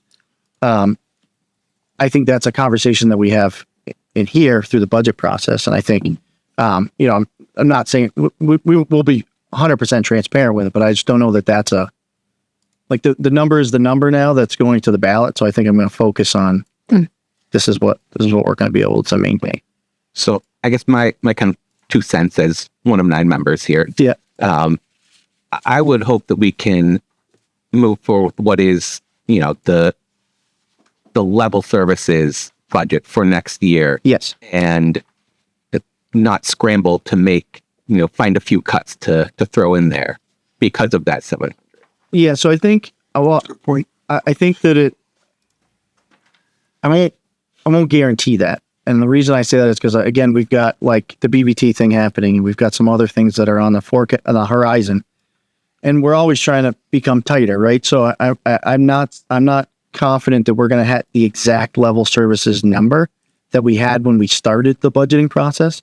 I think it'll be close to that, but I think anywhere that we've identified efficiencies or changes, and I think there's other conversations that need to be had, like the $104,000 for Silver Lake. Right. So that gets us through fiscal. We're already going to get through fiscal 27. Fiscal 28 is when, that falls apart. So are we adding that back in, or are we not adding that back in? Right. So essential things like the engineer, I think, is a no brainer. I think the assistant in planning, and I think the position that we have in building, those are all my keenest areas that we're going to absolutely make sure get in there. I think the rest of it kind of needs to be discussed in a broader way. One of the things, if you're not talking about eliminating the 100,000 or whatever the MS4 thing is from the tax base, right? You're just taking it out of the tax rate and giving it to the people to pay anyway. So that's really a moot point. If you. Well, I think we're talking now about attempting to make whole that $700,000 gap. In which case, I think what they're talking about is putting that into an enterprise fund, right? Yeah. Which means you're just moving it into you're still going to take it out of people's pockets, one way or the other. One way or the other, everything is coming out of somebody's pocket. Right. Yeah. If we keep it out of, spending one-time funds on it, which is not the ideal best practice, then you're not doing, it reduces our. And maybe it may be a combination of 2 things, right? We really, I don't know if I told you this, but we got the number last night at 6. Yeah. Right. So we're gonna. You didn't mention that. Yeah. So we're gonna work on that. Coming up Monday, Tuesday, we'll kind of come up, gather our thoughts on that, because to your point, Dan, that wasn't a number that we had run a scenario with. So that that changes things, and we'll get it done. But so that the 104 for Silver Lake, I know during some of the conversations we thought maybe we could reduce the hours and keep it and that kind of thing. I have to say that when my family was young, again, 1 income household, we sold our original house to get a bigger house when we had our 3rd kid, because we were going to just get divorced if we didn't do that. And we looked at other towns around, and Silver Lake was actually one of the things that kept us here, because I said, what in God's name am I going to do with 3 kids, all different ages, during the summer? And that was for $100 or $50 or whatever the permit was. I could go down there whenever. They would play with their friends. I think it's one of the benefits of living in Grafton is having that lake. And I would not have been comfortable with my kids swimming in that lake without lifeguards. Mm-hmm. Absolutely not.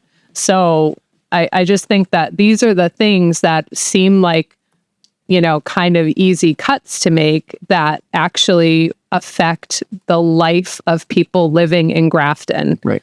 And it's a lot of times it's young families who don't have a lot of money. So I just think that we all need to kind of think about that. And I know we all do, but it's one of the things with that too is it's not really a direct $100,000 savings, because you're also wiping out the permit fees that we would have got, which I think Well, I think that is the net savings, right? No, it's not. No. No, there's some income that we would lose, but it's like 12 grand or something. Yeah, I don't remember what was in there. Yeah, for the- it's not. It doesn't cover the. No, it doesn't cover it, but it's not. It's not nothing. Right. Yeah.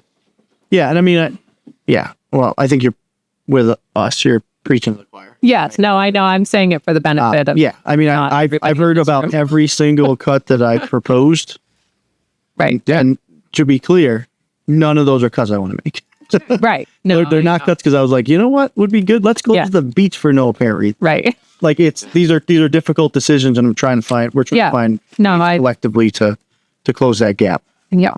And you only have so many things that you can cut because we have obligations that we have to meet. We have certain expenses we have to pay. So I am definitely not directing this at you. No, you don't know what I'm saying or agree, but yeah. Yep. Fair enough. We do hear a lot. We'll just trim the fat, just make the cuts. And I mean, the onus kind of does have to go back on the asker, right? Like, what would you like to see cut? What services are you willing to lose as a resident of the town? And it's a really hard question to answer. Sometimes folks can, sometimes they can't, and it's not a judgment call against that at all. Like, we are the fat has been trimmed.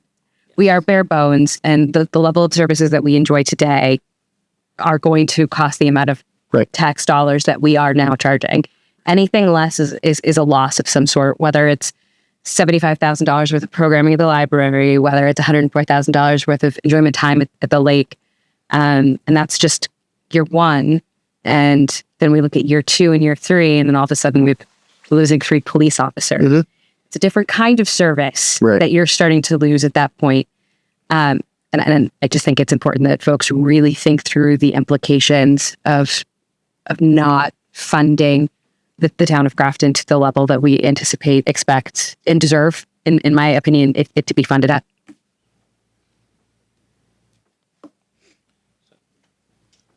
So another topic that we've talked about here on the committee a couple times, and we've seen other people ask about, is the additional CPA surcharge. I know it doesn't seem like the select board is really interested in that. We had talked previously about what we have for outstanding obligations, because we would have to continue collecting until we can fund those obligations.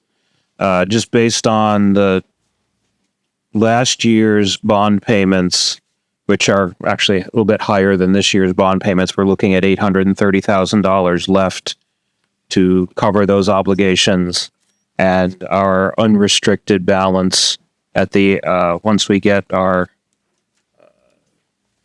money for this year looks to be over $1 million. So I think it would be feasible to do something like that if the voters wanted to use that to help offset some of the costs of the override. I know there was some discussion yesterday about, well, if we're doing multiple override options, then we don't, I don't know if it was Friday or Tuesday, but if we're doing multiple override options, we don't want to also throw in the CPA option. But I think with only one override option on the ballot, then giving the residents the choice of, do we want to continue to fund this, which was great when it started, when we were getting 100% match from the state, but we're only getting like 20-something% now. I think that's something that we should seriously consider and give the voters the choice about whether they want to continue supporting. There goes with the same conversation as we were having with Paul on the road stabilization reduction. So that's part of the overall. I think part of the discussion the select board had yesterday was that they want to look at the override and give Evan and Jay time to look at the other levers to pull, which I appreciate. One thing I wanted to say to Evan and to Jay is the amount of work that you put in over the last several months coming up with these different scenarios and these different numbers was a ton of work. And what was a little discouraging is to sit there and throw out numbers without any facts behind those numbers. I thought was a disservice to the hard work that you and Evan did. And I just want to say publicly to you and to Jay, if he's watching or listening, thank God for the two of you and the hard work that you guys have done. And I really appreciate that as a taxpayer for the town of Grafton. Oh, thank you. Thank you. Ditto. Thanks. So And I think I'd like to make a motion that his new title be Doctor. We create an honorary doctor. Yes. I'll second that. Yes. Do I've got MSP. We can do it. Okay. Okay. Excellent. Excellent. That's going to the Charter Review Committee. We'll be changing that job title. Okay. Absolutely. God. I don't think that the select board didn't want to talk. I think they just said that they wanted to talk about it after, not that they weren't interested in doing it at all. My impression was that it was like, we're gonna, if we throw it in now, it's gonna complicate things. Which, sure, I think that's not incorrect. It's definitely one more thing, and it's definitely one more thing that nobody understands what it is, generally speaking. So we'd have to somehow message it to help people understand what they were choosing. It is, however, a huge amount of money that is being collected in taxes and used for this specific purpose, which when you're looking at what our deficits are, it's I don't know, 70% of it or something. Like it's a big chunk of the deficit. So I am hugely in favor, as I've said several times, of looking at that and, giving people the choice of where they want to spend their money. But I don't know if it's going to get done before. I think that stuff should be on the board. Do we add another 2.5% to that this year even? So they did discuss that at one of their previous meetings, and I think we're planning on not increasing it to 2.5%, at least the road stabilization, I thought is something that came up. Maybe we didn't decide. I'm looking at Andy because he's actually on the board. But maybe it was just brought up and not discussed. Andrew Jefferson, chair of the select board. Doctor. Dr. James. Everyone here. I'll never be going for a doctorate. Thank you. Again, just speaking for myself, as I recall the conversation going, when the DPW advisory committee was in, we asked them to run through some scenarios and figure out kind of where, if there was an opportunity to reduce that responsibly, because we had discussed that that stabilization was initially put in to improve the quality of our roads. Now that we've done that, can we reduce it to a point where it's maintenance instead, and without the improvements? We expect, long story short, I guess we expect them to come back with some suggestions in the future. Thanks, Andy. So just one note on that for those that may not be familiar. If we reduce our amount this year, then that is the new baseline going forward. And you can increase by 2.5% from there each year, but increasing that again requires an override vote. So anything we cut now is cut forever, basically. For road stabilization. Yes, for either road stabilization or capital staples, which are both things that don't affect the budget numbers, but affect the end taxpayer costs, just like CPA. Mm-hmm. So that's one of the reasons why I think looking at CPA at the same time allows us to educate the public about that. So like we have the calculators, like here's your cost next year if you don't have it. Here's your, if you don't pass the override, here's your cost if you do pass the override, and here's your cost if you pass the override and we eliminate the CPA surcharge. So all those things could be together at once, and it lets people see, okay, here are my options. I can vote yes on this and no on the other one, and here's what it'll do to my numbers. So, well, if we did the CPA, so we have to fund what's out there. Yes. Do you collect it all up front and stop after a year or two, or do you pay as you go? And if you pay as you go, or discharge the debt, it depends on how the debt. It depends on how the debt was accumulated. If they did a long-term bond, they have to appropriate that money each year until they can refinance the bond. If they did it as a pay-as-you-go, then the town can make a decision if they want to increase that CPA tax and to give. Although I don't think you can go more than the 1% once you do it. So I think you're stuck with the long-term finance. Right. That's I kind of wonder whether you incur like the money that has to go to the Affordable Housing Trust. Does that continue to go? Like we put 10% into the 3 categories every year, and then the projects and stuff like that. If we had to continue with it, is it that stuff plus getting rid of the debt that we've incurred already? So what I've read, not being an expert, looks like you have to continue to fund the things you've already obligated for. And from looking at the last treasurer's report from February 26th, I believe there is enough money in the accounts to cover the remaining 3 and 9 bond payments. So I don't think we would have to continue collecting any money to cover those. So the CPC as a committee will continue to exist until those are paid off. Is that? Yes. That's the sense, it seems. Yeah, so I sent the IGR over to the committee last week or the week before. And it does talk about that a little bit. Like every other IGR, I think it's talk to town council type of thing. But that's the general sense that I have as well after reading that IGR. Yeah, I was on my business trip during the week, so I had not. No, and that wasn't. I dig you. Yeah. So it was sent on Wednesday. So What is he doing? No, he was saying he had time to read this. Well, he wasn't paying attention. Greg. No, he was not. I did. I was going through foreign customs and all that stuff, so I decided not to bring my personal computer in addition to my work computer. So I didn't do that kind of stuff while I was there. So Noted. Thank you, Greg.